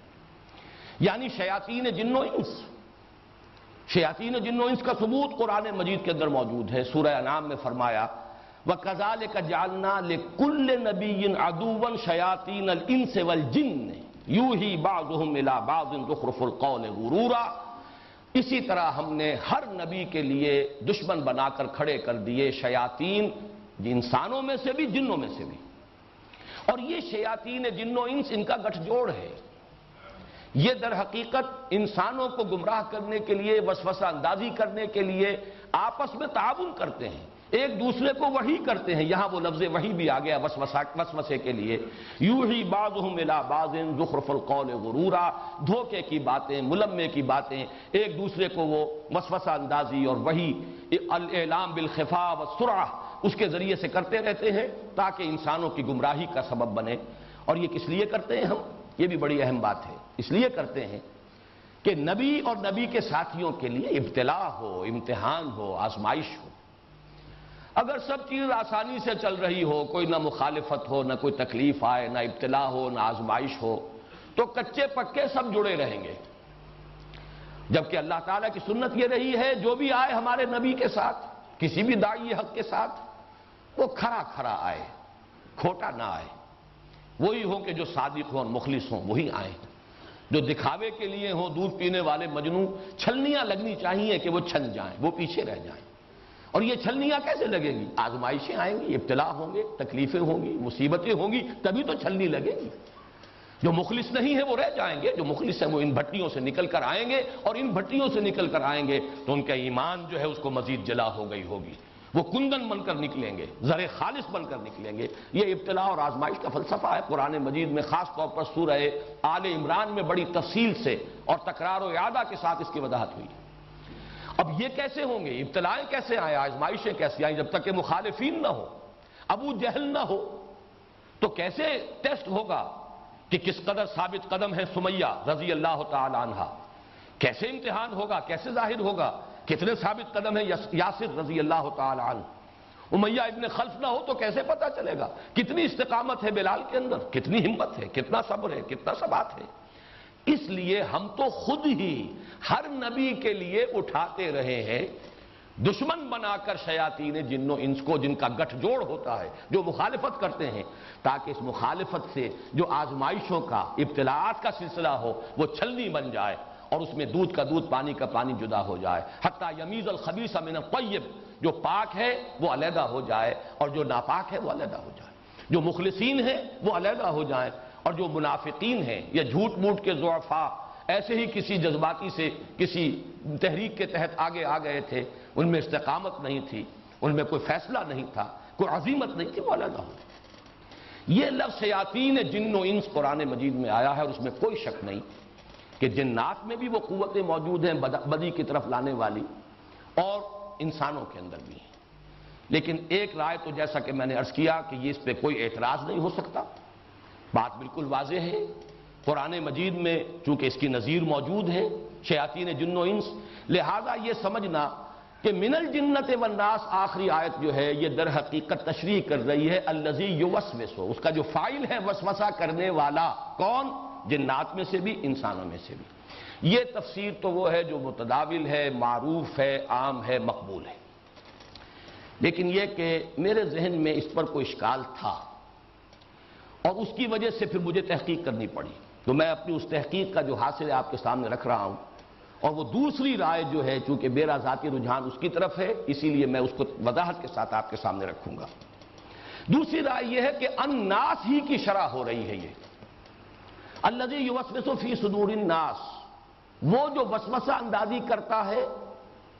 لوگوں کے سینوں میں، اور یہ لوگ کون ہیں؟ یہ لوگ جنات میں سے بھی ہیں، انسانوں میں سے بھی ہیں، من الجنت والناس۔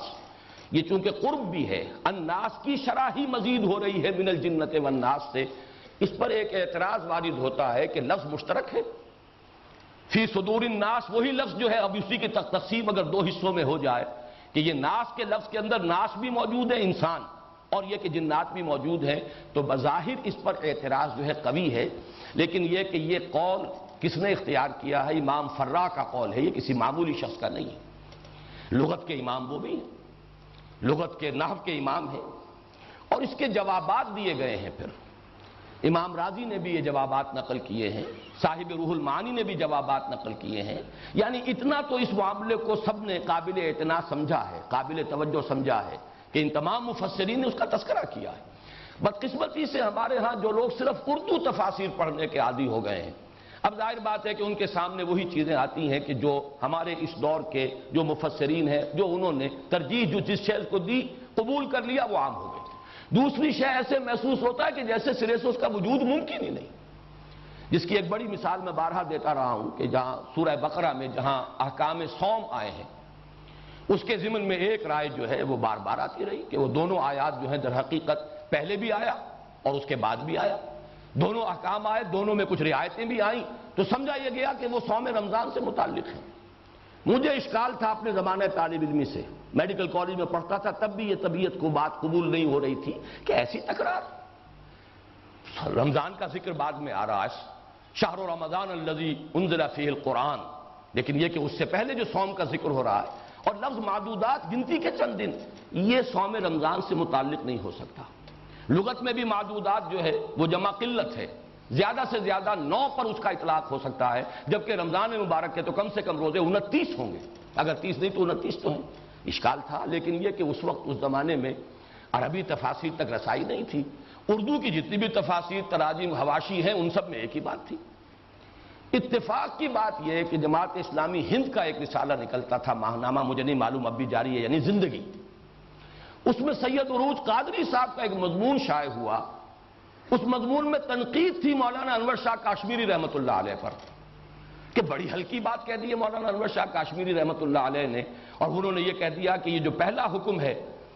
کتب علیکم الصیام کما کتب علی الذین من قبلکم لعلکم تتقون ایاما معدودات، یہ صوم رمضان سے متعلق نہیں ہے، بلکہ رمضان کے روزوں کی فرضیت سے قبل حضور نے حکم دیا تھا ہر مہینے میں 3 روزے رکھنے کا، یہ آیت اس سے متعلق ہے۔ تو میرے لیے تو یوں سمجھیے کہ متفق گردید رائے بو علی بارائے من، مجھے جب یہ معلوم ہوا کہ یہ مولانا انور شاہ کاشمیری رحمۃ اللہ علیہ کی رائے ہے، تو اب میرے لیے تو کسی طرح کے شک و شبے کی اشتباہ کی گنجائش نہ رہی، مجھے تو اطمینان حاصل ہو گیا کہ جو مجھے اشکال ہو رہا تھا وہ صحیح تھا۔ بعد میں جب میں نے دیکھا تو معلوم ہوا کہ سلف میں تو یہ قول کثرت سے موجود ہے، لیکن ہوتے ہوتے بس جیسا کہ میں نے عرض کیا نا کہ اردو تفاسیر کے اندر تو اکثر و بیشتر حضرات نے جو بھی کچھ چند چیزیں متاخرین کی ہیں وہ سامنے رکھی ہیں اور اسی سے پھر یہ کہ کچھ اخذ کیا ہے، کچھ اس میں اپنے فکر سے بہرحال اضافہ بھی کیا ہر ایک نے، لیکن یہ کہ اکثر و بیشتر وہیں سے تو بعض چیزیں اس طرح نگاہ سے اوجھل ہو گئی ہیں کہ ان کا وجود ہی نہیں رہا، لوگوں کے ذہن تک کے اندر اس کا کوئی شائبہ موجود نہیں۔ اسی کی ایک مثال یہ ہے کہ بڑا مضبوط قول ہے اس میں کہ یہاں پر من الجنت والناس، یہ تقسیم ہے اصل میں الناس ہی کی۔ اس کی دلیل رجال کا لفظ مشترک ہے جنوں پر اور انسانوں پر، یہ قرآن مجید میں بھی ہے۔ نفر، نفری قرآن میں بھی ہے، نفر من الجن اور رجال من الجن، انہو کان رجال من الانس یعوذون برجال من الجن۔ اور اس کی مثال میں ایک اور دوں گا، اردو میں بھی ایک لفظ ہم استعمال کرتے ہیں لوگ، اسی لیے میں نے اس سورہ مبارکہ کی پہلی 3 آیتوں کا ترجمہ بھی انسان نہیں کیا۔ قل اعوذ برب الناس، کہو کہ میں پناہ میں آتا ہوں انسانوں کے رب کے، نہیں، لوگوں کے رب کے۔ میں نے لفظ جو ہے لوگ استعمال کیا، اور وہ کہ جو لوگوں کا بادشاہ ہے، جو لوگوں کا معبود حقیقی ہے، محبوب اصلی ہے۔ لوگ کا لفظ اردو زبان میں بھی اب آپ استعمال کریں گے، مردوں کے لیے بھی آتا ہے، اکثر و بیشتر تو یہ لفظ مردوں کے لیے ہم لوگ جا رہے ہیں، لیکن خواتین کے لیے بھی ہماری زبان کی محدودیت ہے۔ آپ لوگ کہاں جا رہی ہیں؟ حالانکہ لوگ کا لفظ اصلاً جو ہے وہ ہے مردوں کے لیے۔ خواتین بھی اگر اپنی جماعت کے لیے کوئی لفظ کرنا چاہیں گی، ہم جا رہی ہیں، اگر اس کے ساتھ کوئی اور وضاحت اور صراحت کرنا چاہیں، ہم لوگ جا رہے ہیں، معلوم یہ ہوا کہ یہ لوگ کا لفظ، تو لوگ کا لفظ جس طریقے سے کہ عام ہے، مشترک ہے، اسی طریقے سے ناس کا لفظ جو ہے صرف انسانوں کے لیے نہیں بلکہ ایک جمعیت کی وضاحت کے لیے، ایک اجتماعیت کی طرف اشارہ کرنے کے لیے، لوگ جنوں میں سے، لوگ انسانوں میں سے۔ چنانچہ اسی کی ایک حدیث موجود ہے، اور اس کو امام کلبی بھی لائے ہیں، امام بغوی بھی لائے ہیں، کہ ایک ایسا موقع ہوا کہ کہیں کچھ لوگ اجنبی سے نظر آئے، ان سے پوچھا گیا من القوم، آپ کون سی قوم سے ہیں، یا من انتم، مختلف روایات میں مختلف، آپ لوگ کون ہیں؟ تو انہوں نے جواباً کہا اناس من الجن، ہم جنوں میں سے کچھ لوگ ہیں۔ اب یہ لوگ کا لفظ دیکھیے یہاں پہ اناس من الجن، حالانکہ لفظ انسان چونکہ آنسا یہ ہے دیکھنا، دکھائی جانے والی مخلوق انسان ہے جو دیکھی جا سکتی ہے، جن اس کو کہتے ہیں کہ جو چھپا ہوا ہو، نظر نہ آتا ہو، لیکن جنات کو یہ طاقت حاصل ہے، وہ انسانی شکل میں آ سکتے ہیں، وہ حیوانات کی شکل اختیار کر سکتے ہیں، جیسے ملائکہ کو یہ قوت حاصل ہے، وہ انسانی شکل میں آتے ہیں۔ حضرت جبرائیل انسانی شکل میں حضرت داہیہ کلبی رضی اللہ تعالیٰ عنہ کی عام طور پر صورت میں تشریف لایا کرتے تھے، اور جو حدیث جبرائیل ام السنہ جسے کہا گیا ہے، اس میں تو حضرت جبرائیل کا انسانی شکل میں آنا ہی تو بیان ہوا ہے۔ تو فرشتہ انسانی شکل میں بھی آ سکتا ہے، جن انسانی شکل میں بھی آ سکتا ہے، جن کوئی اور حیوانی شکل بھی اختیار کر سکتا ہے، اس لیے کہ دونوں کا مادہ تخلیق بہت لطیف ہے۔ نور لطیف شے ہے، اور نار بھی لطیف ہے، ہمارے مقابلے میں بہت لطیف شے ہے۔ ہم ہیں جو جکڑے گئے ہیں، ہمارا تو جو بھی ہیکل بن گیا ہے، جو بھی ہیولہ بن گیا ہے، ادھر سے ادھر ہم نہیں ہو سکتے، لیکن یہ کہ جنات اور ملائکہ ان دونوں میں اس کا امکان موجود ہے۔ تو اناس کا لفظ جب ان سے پوچھا گیا من انتم، من القوم، آپ کون لوگ ہیں؟ دیکھیے پھر دیکھیے ترجمہ جب آپ کریں گے من القوم، آپ کون لوگ ہیں، اردو کا یہ لفظ لوگ جو میں بار بار استعمال کر رہا ہوں، یہ بالکل کنوے کر رہا ہے اس سینس کو کہ جو یہاں سامنے آ رہا ہے کہ اناس من الجن۔ تیسری بات امام زمخشری نے اس میں بڑی، وہ چونکہ بہت بڑے امام لغت اور امام نحو ہیں، انہوں نے اس میں ایک نکتہ اور نکالا ہے کہ پہلی آیت میں الذی یوسوس فی صدور الناس، یہ ناس کا لفظ نہیں ہے بلکہ حقیقتاً ناسی ہے۔ ناسی نسیان سے بنا ہے، وہ جو وسوسہ کرتا ہے بھولنے والے کے دل میں، بھولنے والے لوگ، ناسی، نسیان۔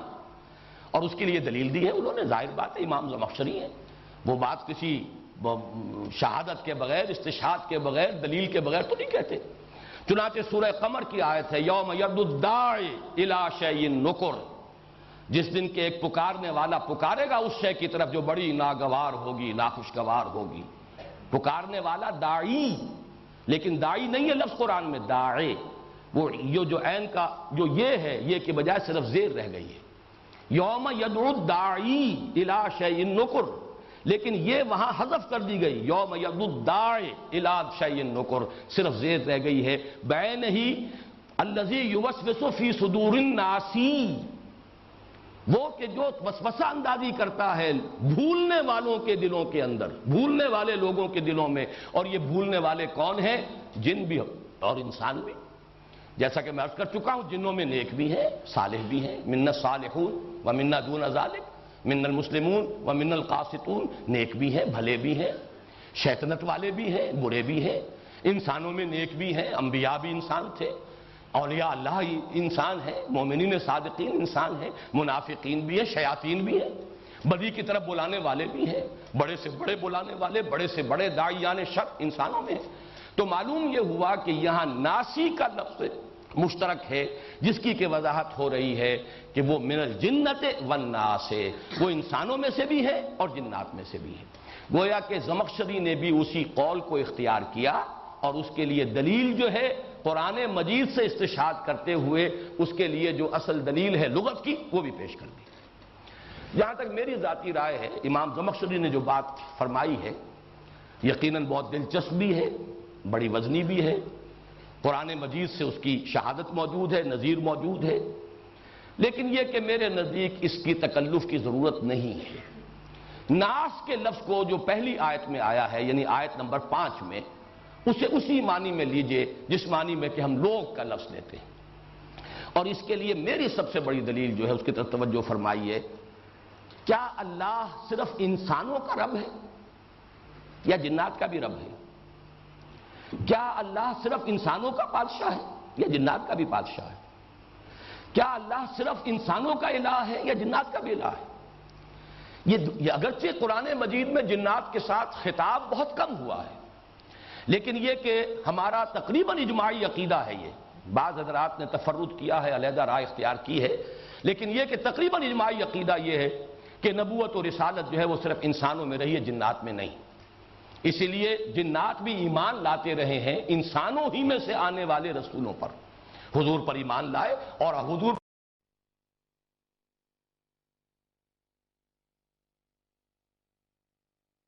والصلاة والسلام على عباده الذين اصطفى خصوصا على افضلهم وخاتم النبيين محمد الامين وعلى آله وصحبه اجمعين. اما بعد فاعوذ بالله من الشيطان الرجيم. بسم الله الرحمن الرحيم. قل اعوذ برب الفلق من شر ما خلق ومن شر غاسق اذا وقب ومن شر النفاثات في العقد ومن شر حاسد اذا حسد. بسم الله الرحمن الرحيم. قل اعوذ برب الناس ملك الناس اله الناس من شر الوسواس الخناس الذي يوسوس في صدور الناس من الجنة والناس. صدق الله العظيم. رب اشرح لي صدري ويسر لي امري واحلل عقدة من لساني يفقهوا قولي. اللهم ربنا الهمنا رشدنا واعذنا من شرور انفسنا. اللهم ارنا الحق حقا وارزقنا اتباعه وارنا الباطل باطلا وارزقنا اجتنابه. اللهم ارحمنا بالقرآن العظيم واجعله لنا إماما ونورا وهدى ورحمة. اللهم ذكرنا منه ما نسينا وعلمنا منه ما جهلنا وارزقنا تلاوته آناء الليل وآناء النهار واجعله لنا حجة يا رب العالمين. آمین. اللہ تعالیٰ کا بڑا فضل و کرم ہے اور اس کا لاکھ لاکھ احسان ہے کہ ہمارا یہ سلسلے وار درس آج پایہ تکمیل کو پہنچ رہا ہے. اس تقریب کے ہدیے کے طور پر جو کتابچہ آپ کو دیا گیا ہے اس میں اس مسلسل درس کی مختصر سی تاریخ بھی درج ہے. اگرچہ سلسلے وار درس کا آغاز تو مسجد خضرہ سمن آباد سے ہو گیا تھا جون 1968 میں، اس اعتبار سے تو کہا جا سکتا ہے کہ 23 برس ہو گئے اور 23 برس میں اس سلسلے وار درس کی تکمیل ہوئی، لیکن اس میں چونکہ کچھ ڈپلیکیشن ہوئی، سن 74 میں ہمارا وہ درس مسجد خضرہ سمن آباد سے مسجد شہداء مال روڈ پر منتقل ہوا، تو وہاں پر بھی میں نے جہاں اس منتخب نصاب کا بھی دوبارہ درس دیا جو مطالعہ قرآن حکیم اور دعوت رجوع القرآن کی اس تحریک کے لیے بمنزلہ اساس ہے، اور پھر سلسلے وار درس کا آغاز بھی ابتدا سے دوبارہ کیا۔ اس پہلو سے یہ 17.5 برس کی داستان ہے، اس لیے کہ یہ سلسلہ درس جو اب تکمیل کو پہنچ رہا ہے یہ وہ ہے کہ جو سن 74 میں مسجد شہداء مال روڈ سے شروع ہوا تھا۔ قرآن حکیم کی سورتوں کا آخری جوڑا جس میں جوڑے ہونے کی نسبت بہت ہی نمایاں ہے اور جن کے لیے ایک نام ہے المعوذتان، ان میں سے ایک سورت کا ہم مطالعہ پچھلے ہفتے کر چکے ہیں، لیکن میں نے اس وقت تلاوت ان دونوں سورتوں کی ہے اس لیے کہ جو حضرات گزشتہ ہفتے درس میں موجود نہیں تھے، ایک تو یہ کہ ان کے سامنے ان معوذتان کی جو دونوں کی مشترک خصوصیات ہیں جو میں بیان کر چکا ہوں، اور کچھ تمہیدی باتیں کہ جو میں عرض کر چکا ہوں گزشتہ درس کے ضمن میں، ان کا بھی اجمالی اعادہ کر دیا جائے تاکہ وہ حضرات جو گزشتہ درس میں شریک نہیں تھے ان کے علم میں بھی وہ چند بنیادی اور تمہیدی باتیں آ جائیں۔ سب سے پہلے لغوی بحث ہے عاذ یعوذ، کسی کی پناہ میں آنا، کسی کی حفاظت میں آنا، کسی سے پناہ طلب کرنا۔ یہ مادہ جو ہے مختلف ابواب سے قرآن حکیم میں بھی آیا ہے اور ویسے بھی عام استعمال میں بھی اس کے مصدر مختلف ابواب سے آتے ہیں۔ عاذ یعوذ ثلاثی مجرد سے اس کے معنی ہے خود پناہ طلب کرنا، خود حفاظت چاہنا، خود کسی کی پناہ میں آنا۔ یہی مفہوم ہوگا باب تفاعل سے، تعوذ یتعوذ، اسی سے ہمارے ہاں مستعمل ہے لفظ تعوذ کے بعد انہوں نے یہ فرمایا، تعوذ کے بعد تلاوت کی۔ یہی مفہوم ہے باب استفعال سے، استعاذہ، جیسے کہ قرآن حکیم میں آیا ہے فَإِذَا قَرَأْتَ الْقُرْآنَ فَاسْتَعِذْ بِاللَّهِ، استعاذہ، اس کا مفہوم بھی ہوگا کسی کی پناہ میں آنا، کسی کی پناہ طلب کرنا خود اپنے لیے۔ لیکن باب افعال سے اور باب تفعیل سے اس کا متعدی مفہوم بنتا ہے۔ اعاذ یعیذ، کسی اور کے لیے پناہ طلب کرنا یا کسی کو کسی کی پناہ میں دینا، جیسے کہ حضرت مریم کی والدہ سلام علیہما، ان دونوں کا ان کا قول نقل ہوا ہے قرآن حکیم میں سورہ آل عمران میں وَإِنِّي أُعِيذُهَا بِكَ وَذُرِّيَّتَهَا مِنَ الشَّيْطَانِ الرَّجِيمِ، کسی کو پناہ میں دینا۔ اسی سے باب تفعیل میں تعویذ کا لفظ بنا ہے جو ہمارے ہاں عام بول چال میں مستعمل ہے، تعویذ۔ تعویذ کے معنی بھی ہوں گے کسی کی پناہ میں دینا یا کسی اور کے لیے پناہ طلب کرنا۔ اسی سے یہ اس میں فاعل ہے المعوذتان، دو پناہ طلب کرنے والی صورتیں یا دو وہ صورتیں جو کسی کو کسی کی پناہ میں دیتی ہیں، انسانوں کو اللہ کی پناہ میں دینے والی ہیں۔ جیسے کہ میں نے عرض کیا یہ قرآن حکیم میں جو صورتوں کے مابین نسبت زوجیت ہے، جوڑے جوڑوں کی شکل میں ہے، اکثر و بیشتر صورتیں قرآن حکیم کی، اس کی نمایاں ترین مثال یہی ہے۔ بلکہ یہ کہ سورہ فاتحہ جو پورے قرآن حکیم کے لیے ایک دیباچے کے طور پر ہے، مقدمے کے طور پر ہے، خود اپنی جگہ اتنی عظیم صورت ہے کہ اسے خود کہا گیا ہے والقرآن العظیم وَلَقَدْ آتَيْنَاكَ سَبْعًا مِنَ الْمَثَانِي وَالقرآن العظیم، اور حضور نے فرمایا کہ سبع مثانی بھی یہ سورہ فاتحہ کی 7 آیات ہیں اور قرآن عظیم ہے اپنی جگہ مکمل قرآن۔ اس کے بعد جو 2 صورتیں آتی ہیں سورہ بقرہ، سورہ آل عمران، ان کو بھی حضور نے ایک نام دیا ہے لیکن وہ زیادہ مشہور و معروف نہیں ہے، الزہراوان، الزہراوین، 2 نہایت تابناک اور نہایت روشن صورتیں، سورہ بقرہ، سورہ آل عمران۔ بلکہ ان کے لیے یہ آتا ہے کہ یہ میدان حشر میں غیایتان یا غمامتان کی شکل میں ظاہر ہوں گی، دو ایسی بدلیوں کی شکل میں یا دو جیسے پرندوں کے جھنڈ جیسے ہوتے ہیں جن سے سایہ ہو جاتا ہے، تو حشر میں ان کا ظہور ہوگا اس صورت میں، اور جن لوگوں کو ان صورتوں سے محبت تھی اور جو تعلق خاطر رکھتے تھے ان کے ساتھ، ان پر وہ سایہ کریں گی میدان حشر۔ تو ابتدا میں بھی الزہراوین اور اختتام پر المعوذتین۔ باقی یہ کہ جوڑے ہونے کی نسبت قرآن حکیم میں بعض مقامات پر بہت نمایاں ہے، بعض مقامات پر قدر خفی ہے، یہاں پر وہ نسبت بہت نمایاں ہے۔ ایک تو یہ کہ ایک ہی مضمون ہے، صاف نظر آ رہا ہے، تعوذ، تعویذ۔ پھر یہ کہ اس کو جو تقسیم کیا گیا ہے اس کے اعتبار سے ہمیں یہ نظر آتا ہے کہ یہ کوئی الٹپ تقسیم نہیں ہے بلکہ بڑی حکیمانہ تقسیم ہے۔ یہ ایک مضمون کو مکمل کرنا ہے دو حصوں میں، اور صحیح تر تمثیل ہوگی کہ یہ ایک تصویر کے دو رخ ہیں۔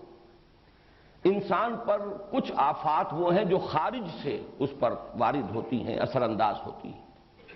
ان سے پناہ طلب کرنے کی تلقین ہے سورۃ الفلق میں۔ قل اعوذ برب الفلق من شر ما خلق ومن شر غاسق اذا وقب ومن شر النفاثات فی العقد ومن شر حاسد اذا حسد۔ اور ایک مصیبت وہ ہے جو خود انسان کے اپنے اندر سے ہو کر اس پر اثر انداز ہوتی ہے، وہ وسوسہ۔ ظاہر بات ہے کہ وسوسہ جو ہے وہ چاہے شیاطین انس کی طرف سے ہو یا شیاطین جن کی طرف سے ہو، وہ خود انسان کے باطن پر اثر انداز ہوتا ہے۔ نفس کے اندر جو داعیات موجود ہیں، اس کا اپنے نفس امارہ، اس کی اپنی حیوانی جبلتیں، اس کے اپنے اینیمل انسٹنکٹس، وہ ہیں کہ جو بھڑکتے ہیں، مشتعل ہوتے ہیں، اور اس سے پھر انسان کے دین اور ایمان کو، اس کی سلامتی کو خطرہ لاحق ہوتا ہے۔ تو بہترین حکیمانہ تقسیم کر دی گئی، خارج سے اثر انداز ہونے والے خطرات اور مضرات وہ سورۃ الفلق میں، اور انسان کے اپنے باطن میں سے ہو کر اس کے دین و ایمان پر ڈاکہ ڈالنے والی مصیبت، اس سے تعوذ سورۃ الناس میں۔ پھر ایک اس میں عکسی ترتیب بھی ہے۔ سورۃ الفلق میں آپ دیکھیں گے کہ مستعاذ بہی، جس کی پناہ طلب کی جا رہی ہے، وہ صرف ایک آیت میں آیا، قل اعوذ برب الفلق، جبکہ مستعاذ من ہو اس کے لیے 4 آیتیں ہیں، اور شر کے لفظ کی گردان اب شروع ہوئی ہے، من شر ما خلق ومن شر غاسق اذا وقب ومن شر النفاثات فی العقد ومن شر حاسد اذا حسد۔ اس کے برعکس ریسیپروکل نسبت ہے، یہ عکسی ترتیب ہے۔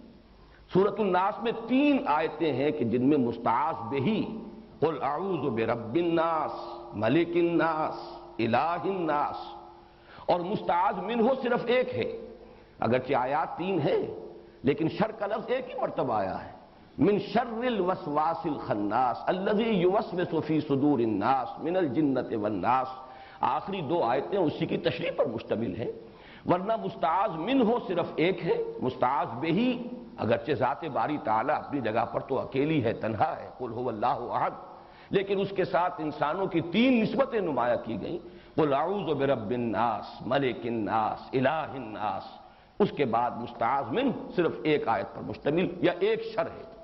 یہ ہے وہ ریسیپروکل نسبت جو عام طور پر قرآن حکیم کی جو صورتیں جوڑوں کی شکل میں ہوتی ہیں ان کے مضامین میں بالعموم پائی جاتی ہے۔ اس کے ضمن میں ایک بہت ہی حسین نکتہ ہے جو امام راضی نے بیان کیا ہے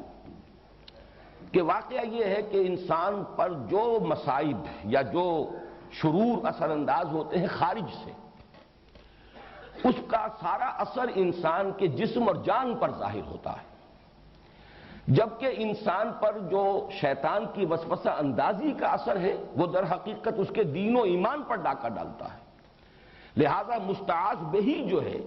اس کے ساتھ بہت زیادہ تعلق کی ضرورت ہے، بہت مضبوط ربط کی تعلق ہے، اس لیے ضرورت ہے، اس لیے کہ شیطان کا یہ وسوسہ جو انسان کے دین و ایمان کے لیے خطرہ ہے، اس کے لیے جب پناہ طلب کرنے کی تلقین کی گئی تو قل اعوذ برب الناس ملک الناس الہ الناس، اس میں یہ تکرار میں جو زور ہے وہ واقعتاً ادھر اشارہ کر رہا ہے کہ یہ ہے اصل جو مصیبت ہے، اور یہی وجہ ہے، اور یہ توازن ہے بڑا حسین کہ وہاں 4 شرور اور یہاں 1 شر، لیکن اس اعتبار سے یہ برابر ہیں کہ وہ جتنے مضرتیں ہیں وہ انسان کے جسم و جان پر کسی مصیبت یا تکلیف کی شکل میں اثر انداز ہوتی ہیں، جبکہ یہ مصیبت جو ہے اس کے دین و ایمان پر ڈاکہ ڈالنے والی ہے، جس سے کہ اس کی ابدی زندگی جو ہے حیات اخروی اسے خطرہ لاحق ہو جائے۔ تیسری تمہیدی بات ان صورتوں کے بارے میں زمانہ نزول سے متعلق ہے، اگرچہ سلف میں بھی رائے موجود ہے کہ یہ دونوں صورتیں مکی ہیں، اور ہمارے اس دور کے مفسرین میں سے مولانا مودودی صاحب نے بھی اس رائے کو قبول کیا ہے، لیکن اکثر مفسرین کا اس پر اجماع ہے کہ یہ صورتیں مدنی ہیں، اور اس کے ضمن میں خاص طور پر ایک صحیح حدیث صحیح مسلم میں جو موجود ہے حضرت عقبہ ابن عامر رضی اللہ تعالی عنہ سے، میرے نزدیک وہ فیصلہ کن ہے، اس لیے کہ ان کا قول یہ موجود ہے کہ جس رات یہ صورتیں نازل ہوئیں، اور حضرت عقبہ ابن عامر انصاری ہیں، یہ ہجرت کے بعد ایمان لائے ہیں، بلکہ غالباً سن 7 میں یہ ایمان لائے ہیں، وہی سن جو حضرت ابو ہریرہ کے ایمان لانے کا سن ہے۔ تو جس رات یہ آیات صورتیں نازل ہوئی ہیں اور ایک ہی شب میں نازل ہوئی ہیں، بیک وقت نازل ہوئی ہیں، اور یہ بات بھی خاص طور پر جوڑے ہونے کے اعتبار سے قابل غور ہے، قابل توجہ ہے کہ بیک وقت نازل ہوئی لیکن جوڑے کی شکل میں نازل ہوئی، ان کو ایک جوڑے کی صورت دے کر نازل کیا گیا، حالانکہ اس پورے مضمون کو کسی ایک صورت میں بھی جمع کیا جا سکتا تھا۔ تو صبح کے وقت حضور نے فرمایا حضرت عقبہ ابن عامر سے رضی اللہ تعالی عنہ کہ کیا تم نے دیکھا آج جو مجھ پر آیات نازل ہوئی ہیں، الفاظ یہ ہیں حضور کے الم تری آیات انزلت اللیلۃ لم یری مثلہن، ویسی آیات اس سے پہلے کبھی نہیں دیکھی گئیں، اور حضور کا یہ معمول بھی ہمارے علم میں ہے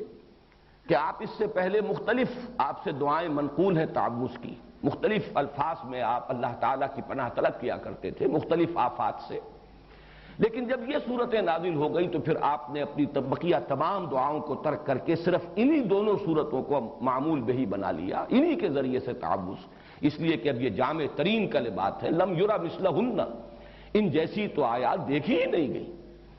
پھر یہ کہ ثانوی طور پر اس چیز کو تقویت پہنچاتی ہے یہ بات بھی کہ حضور صلی اللہ علیہ وسلم پر جو جادو کیا گیا، اجمالاً اس کی روایات صحیحین میں موجود ہیں، بخاری اور مسلم دونوں میں، اگرچہ تفصیلات اس کی ان روایات میں ہیں کہ جو دوسری کتابوں میں ہیں، جو درجہ دوم کی کتابیں ہیں شاہ ولی اللہ دہلوی رحمۃ اللہ علیہ کی تقسیم کے مطابق، لیکن اصولاً یہ بات طے ہے کہ حضور پر لبید ابن عاصم نے جادو کیا، اور اس جادو کے کچھ اثرات بھی عارضی طور پر آپ پر ظاہر ہوئے، اور ان صورتوں کی نزول کا یہ بھی ذکر آتا ہے کہ در حقیقت اسی جادو کے اثرات کو زائل کرنے کے لیے اللہ تعالیٰ کی طرف سے یہ دو صورتیں ہیں جو حضور کو تلقین فرمائی گئی، اس سے بھی اس چیز کو تقویت حاصل ہوتی ہے کہ یہ صورتیں مدنی ہیں۔ اب آئیے ہم سورۃ الناس کا مطالعہ شروع کرتے ہیں۔ معوذتین کے بارے میں ایک بات اور نوٹ کر لیجئے، اور یہ میں نے سورہ اخلاص کے درس کے ضمن میں عرض کی تھی کہ ان دونوں کا تعلق ایک جوڑے کی شکل میں، یہ دونوں صورتیں ہیں قل اعوذ برب الفلق قل اعوذ برب الناس، اور دونوں کا ایک بڑا معنوی اور گہرا ربط ہے سورہ اخلاص کے ساتھ، اور سورہ اخلاص کے ساتھ یہ جڑی ہوئی ہیں لفظ الصمد کے حوالے سے، قل هو اللہ احد اللہ الصمد، اور سمد کے لفظ کے اگرچہ بہت سے معنی بیان ہوئے ہیں، مختلف تعبیرات کی گئی ہیں، لیکن جس چیز پر کہ تقریباً اجماع ہے، سمد وہ ہستی ہے جس کی طرف رجوع کیا جائے پناہ کے لیے، مدد کے لیے، جس کی پناہ حاصل کی جائے، جس کی پشت پناہی چاہی جائے، جیسے کہ وہ چٹان کہ اگر جنگ ہو رہی ہو، کہیں مقابلہ ہو، تو جس لشکر کے پیچھے چٹان ہے وہ گویا کہ محفوظ ہے اس کا عقب جو ہے، اور اس اعتبار سے ہمیشہ وہ چٹان کو اپنے پیچھے رکھ کر یا کوئی پہاڑ کے دامن میں آ کر، تاکہ ایک طرف سے خطرہ ہو صرف سامنے سے، پیچھے سے کوئی خطرہ لاحق نہ ہو، تو اس چٹان کو بھی صمد کہا جاتا ہے۔ بڑے بڑے سردار جو ہوتے تھے انہیں صمد کہتا تھا، اور یہ لفظ وہ ہے جو قرآن حکیم میں صرف ایک مرتبہ آیا، قل هو اللہ احد اللہ الصمد۔ تو یہ جو اللہ تعالیٰ کی ذات کی شان ہے کہ اسی کی پناہ طلب کی جا سکتی ہے، تمام آفات سماویہ ہوں، ارضیاں ہوں، خارجی ہوں، باطنی ہوں، نفسانی ہوں، یا یہ کہ مادی ہوں، ان سب سے جس ہستی کی پناہ طلب کی جانی چاہیے یا کی جا سکتی ہے، یا جو ہستی کے پناہ دے سکتی ہے، وہ صرف ایک ہے اور وہ اللہ ہے۔ قل هو اللہ احد اللہ الصمد، اس حوالے سے یہ پناہ طلب کرنے کی تلقین اس ذات سے جو صمد ہے اپنی شان میں، اس سے پناہ طلب کرو کن کلمات سے؟ قل اعوذ برب الفلق الی آخر السورہ، قل اعوذ برب الناس الی آخر السورہ۔ تو گویا کہ یہ دونوں صورتیں آپس میں جوڑے ہونے کی حیثیت رکھتی ہیں، اور پھر دونوں کی دونوں منسلک ہیں سورہ اخلاص سے اور اس کے خاص طور پر لفظ الصمد سے۔ یہی وجہ ہے کہ حضور صلی اللہ علیہ وسلم کا جو معمول ہمیں معلوم ہوتا ہے مختلف روایات سے، اور یہ بھی صحیحین کی روایات بھی ہیں، کہ آپ رات کو سونے سے قبل اپنی دونوں ہتھیلیوں کو جوڑ لیتے تھے اور ان پر یہ 3 صورتیں آپ تلاوت کر کے پھونکتے تھے، سورہ اخلاص اور معوذتین، اور پھر اپنے دونوں ہاتھوں کو جسم پر پھیر لیتے تھے جہاں جہاں تک بھی وہ ہاتھ پہنچ سکے۔ اور یہ آپ کا ایسا مستقل معمول تھا کہ نبی اکرم صلی اللہ علیہ وسلم جب بیمار ہوئے مرض وفات میں، اور جب آپ کی نقاہت بہت بڑھ گئی، پھر یہی عمل حضرت عائشہ کرتی رہیں رضی اللہ تعالیٰ عنہ، حضور کے ہاتھ اپنے ہاتھ میں لے کر اور اس پر وہ پڑھ کر پھونکا، اور پھر حضور کے ہاتھوں کو اپنے ہاتھوں کے ذریعے سے ہاتھ پکڑ کر حضور کا، اور وہ آپ کے پورے جسم پر جیسے آپ کا معمول تھا آپ پھیرتی تھی۔ اس میں یہ تینوں صورتیں حضور نے جمع کی، اور بعض روایات میں لفظ بھی آتا ہے معوذات، یہ تینوں مل کر بھی در حقیقت ایک مضمون کی چونکہ تکمیل کر رہی ہیں۔ تو میں نے ایک لفظ جو ہے جو حضرات مستقلاً میرے اس درس میں شریک رہے انہیں معلوم ہے کہ 6 سوروں کی میں نے ایک اصطلاح ہے اس کو عام کیا ہے کہ قرآن حکیم میں بعض جگہوں پر ایسا ہے کہ 2 صورتیں جوڑوں کی شکل میں ہے اور پھر ایک صورت ان کے ساتھ منسلک ہے، وہ ایک ضمیمے کے طور پر ہے، یا یہ کہ اس سے پہلے وہ آئی ہے اور وہ پریزائڈنگ پوزیشن میں ہے اور جوڑا اس کے ساتھ منسلک ہے، اور اس طریقے سے متعدد مقامات پر قرآن حکیم میں یہ 6 سورے یعنی 3 صورتوں کے سب گروپس وجود میں آئے۔ یہی معاملہ اس سے پہلے 6 سورے کا ہے، قل یا ایھا الکافرون منفرد مزاج کی صورت ہے، اور اس کے ساتھ منسلک ہے سورۃ النصر اور سورۃ اللہب۔ یہ دونوں در حقیقت اس پیشن گوئی پر مشتمل ہیں کہ فتح آ کر رہے گی، محمد کا مشن کامل ہو کر رہے گا صلی اللہ علیہ وسلم، کفر کی قوت ٹوٹ کر رہے گی، اور اس کا سب سے بڑا نمایاں چونکہ وہاں فرد ابو لہب تھا، اس کے ہاتھ ٹوٹ کر رہیں گے، وہ تباہ و برباد ہو کر رہے گا۔ یہ دونوں صورتیں در حقیقت ایک ہی مضمون کے 2 پہلوؤں کو بیان کر رہی ہیں۔ مدد آئے گی اور مشن کی تکمیل ہوگی، اور وہ وقت آئے گا کہ لوگ جوق در جوق اور فوج در فوج اللہ کے دین میں داخل ہوں گے۔ اسی مضمون کا گویا کہ عکس ہے، کفر کی طاقت ٹوٹ کر رہے گی، ابو لہب کے ہاتھ جو ہیں برباد ہو کر رہیں گے۔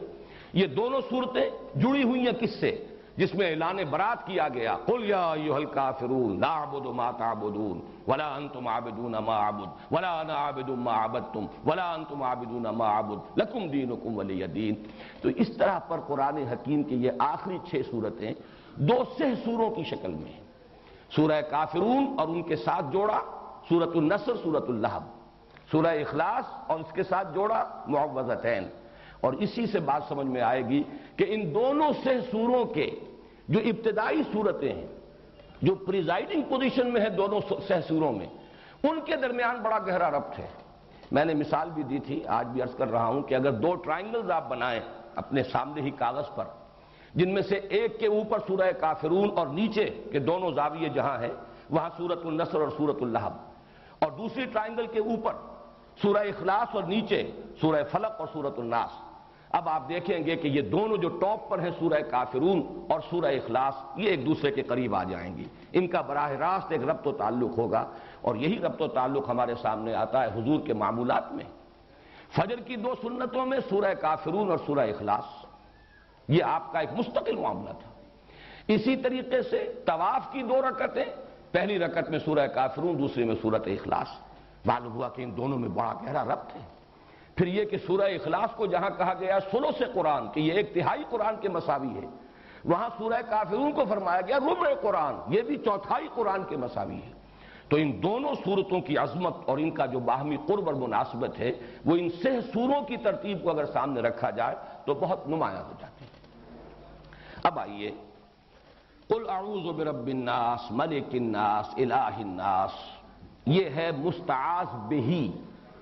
جس کے ذریعے سے استعاذہ کیا جا رہا ہے، جس کی پناہ طلب کی جا رہی ہے، یا جس کی پناہ طلب کرنے کی تلقین کی جا رہی ہے۔ قل کے لفظ کو شامل کیجئے، کہو میں پناہ میں آتا ہوں، میں پناہ طلب کرتا ہوں لوگوں کے رب کی، لوگوں کے بادشاہ کی، لوگوں کے الہ اور معبود کی۔ یہ جو 3 الفاظ آئے ہیں اور ہم ان تینوں آیات پر ایک ہی وحدت کی حیثیت سے غور کریں گے، اس لیے کہ یہ مستعاذ بہی ہے، جس کی پناہ طلب کی جا رہی ہے، جس کی حفاظت چاہی جا رہی ہے۔ ان میں سب سے پہلے، جیسا کہ میں نے اپنے آخری درس میں عرض بھی کیا تھا، سورہ اخلاص کا جب ہم مطالعہ کر رہے تھے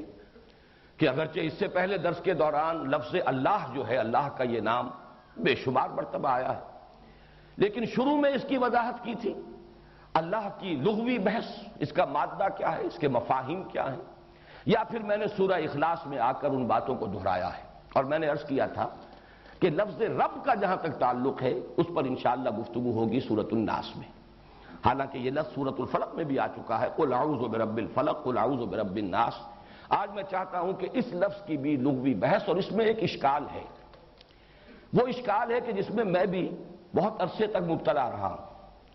اس لیے کہ عام طور پر اس لفظ کا ترجمہ کیا جاتا ہے پالن ہار، پروردگار، پرورش کرنے والا، درجہ بدرجہ ترقی دینے والا۔ حالانکہ یہ لفظ جب آتا ہے قرآن مجید میں، جیسے کہ سورہ بنی اسرائیل میں آیا ہے وَقُلْ رَبِّ ارْحَمْهُمَا كَمَا رَبَّيَانِي صَغِيرًا، اب یہ ربیانی یہ تربیت سے بنا ہے، باب تفعیل ہے، تربیہ۔ اب یہ کہ یہ مادہ را با با سے ہے یا را با وا سے ہے، اس میں بڑی بحث اور بڑا اشکال مجھے بھی رہا، اس لیے کہ در حقیقت را با با رب، اس کا اصل مفہوم جو سمجھ میں آتا ہے وہ ہے مالک ہونا، رب الدار، گھر کا مالک، رب المال، مال والا، جس کی انویسٹمنٹ ہے، مضاربت اگر ہے، ایک شخص جو ہے اس نے انویسٹ کیا ہے وہ رب المال ہے، اور دوسرا شخص جو ہے وہ مضارب ہے، وہ کام کر رہا ہے، محنت کر رہا ہے۔ تو رب کا لفظ جہاں بھی آتا ہے در حقیقت اپنے اصل مفہوم میں، اس کا مفہوم جو ہے لغوی، مجھے جو اشکال لاحق رہا وہ یہی تھا کہ وہ تو اس کے استعمالات کا اگر ہم جائزہ لیں تو وہ تو مالک ہونے کے مفہوم میں آتا ہے، رب المال، رب الدار، رب البیت۔ اس میں رب کا لفظ، اب جیسے خاص طور پر رب البیت، یہ جو خانہ کعبہ ہے اس کا رب، خانہ کعبہ کی تو کوئی تربیت نہیں، اس کی کوئی پرورش نہیں، اس کا کوئی پالنا پوسنا نہیں، وہاں تو در حقیقت رب کا مطلب مال، جیسے رب المال ہے اسی طرح رب الدار ہے، مال والا، گھر والا، مال کا مالک، رب کا مالک، گھر کا مالک۔ لیکن یہ کہ یہ لفظ جو ہے، اب میں نے اس پر جب مزید غور کیا تو متعدد الفاظ ایسے ہیں کہ جس میں یہ را با با جس طریقے سے ہے، اسی طرح شین قاف قاف شق، دال سین سین 10، اس سے جب باب تفعیل میں مصدر بنتے ہیں، جیسے کہ وہاں پر شق سے جو شین قاف یا، یہ بھی مادہ ہے، شین قاف یا کا مادہ ہے جس کا مفہوم آتا ہے نامراد ہونا، شقاوت، شقی جو نامراد ہے، ناکام ہے۔ اب جب سورہ طٰہٰ میں لفظ آیا طٰہٰ ما انزلنا علیک القرآن لتشقی، طٰہٰ ہم نے یہ قرآن آپ پر اس لیے تو نازل نہیں کیا، وہاں ترجمہ میں دیکھتا ہوں کہ آپ مشقت میں پڑھیں، حالانکہ مشقت کے لفظ کے لیے مادہ آنا چاہیے شین قاف قاف، وہاں شین قاف یا ہے تشقا، تو یہ ایک اشکال رہا میرے ذہن میں۔ اسی طریقے سے دسا، دال سین سین، اور دسا یہ جو آیا ہے قد افلح من دساہا وقد خاب من، قد افلح من زکاہا وقد خاب من دساہا، یہاں پر بھی وہ اشکال ہے۔ تو یہ اشکال ہوا امام رازی کی جب تفسیر میں پڑھ رہا تھا سورۃ الشمس کی، تو انہوں نے بعض نحویین کا یہ قول نقل کیا کہ یہ مادے در حقیقت دال سین سین اور دال سین یا، یہ بہت ایک دوسرے کے برابر ہم معنی ہے، بلکہ ایک ہی لفظ کی بدلی ہوئی شکل ہے۔ یہی اصول اگر ہم اس کا اطلاق کریں را با با اور را با وا پر، تو اس کا مطلب یہ ہے کہ یہ دونوں الفاظ بہت قریب ہیں، ان کو علیحدہ مادے بھی کہا جا سکتا ہے اور ایک مادہ بھی قرار دیا جا سکتا ہے۔ چنانچہ میں نے جب تحقیق کی ہے تو عجیب صورت سامنے آئی کہ لغت کے ایک بہت بڑے امام اور خاص طور پر مفردات القرآن کے مصنف، اتنی عظیم کتاب لکھنے والے امام راغب اصفہانی، انہوں نے را با با کے مادے کے ساتھ اس میں رب کے ساتھ صرف ربا یربی کو ایک ہی کہا ہے کہ یہ ربا یربی تربیتاً، اور را با با یہ در حقیقت ایک ہی مادہ، یہ دو مادے علیحدہ ہیں ہی نہیں۔ جبکہ فؤاد عبد الباقی، اس نے جو کتاب لکھی ہے المعجم المفہرس لالفاظ القرآن الحکیم، اس نے اس کو بالکل برعکس رب کے ساتھ صرف اربابن، ربیون، ربانیون، ربائب کے لفظ کو جمع کیا ہے، باقی اربا، یربی، ربا، یربی، ان سب کو وہ ایک علیحدہ جو مادہ ہے اس کے ساتھ لیتے ہیں۔ اس اعتبار سے ان میں جو قرب ہے، ان میں جو ترادف پیدا ہو گیا ہے، اور دو اتنے عظیم جو ہمارے مفکرین ہیں لغت کے ماہرین، ان میں بھی یہ اختلاف پیدا ہوا، تو اس کی بنا پر یہ سمجھیے کہ یہ رب کا مفہوم جو عام طور پر عام ہو گیا ہے، پالنے والا، پوسنے والا، یہ اس وجہ سے ہے کہ یہ را با وا اور را با با یہ دونوں بالکل ہم معنی اور ایک دوسرے کے قریب اور مترادف یہ مادے ہیں۔ اس لیے عام طور پر ترجمہ جب بھی رب کا کیا جائے گا تو پالنہار، پروردگار، پالنے والا، پوسنے والا، بلکہ یہ کہ امام راغب اصفہانی نے تو کہا ہی یہ ہے کہ را با با ہے ہی تربیہ، اور تربیہ کا مفہوم کیا ہے؟ کسی شے کو حالن فحالن ترقی دینا، درجہ بدرجہ ترقی دیتے ہوئے اس کے نقطہ عروج تک، اس کے نقطہ کمال تک پہنچا دینا، یہی لفظ رب کا اصل مفہوم ہے۔ اس کے بعد آئیے دوسرا لفظ ملک، اس میں بھی نوٹ کیجئے ملکیت، مالکیت اور اس سے آگے ملکیت، بات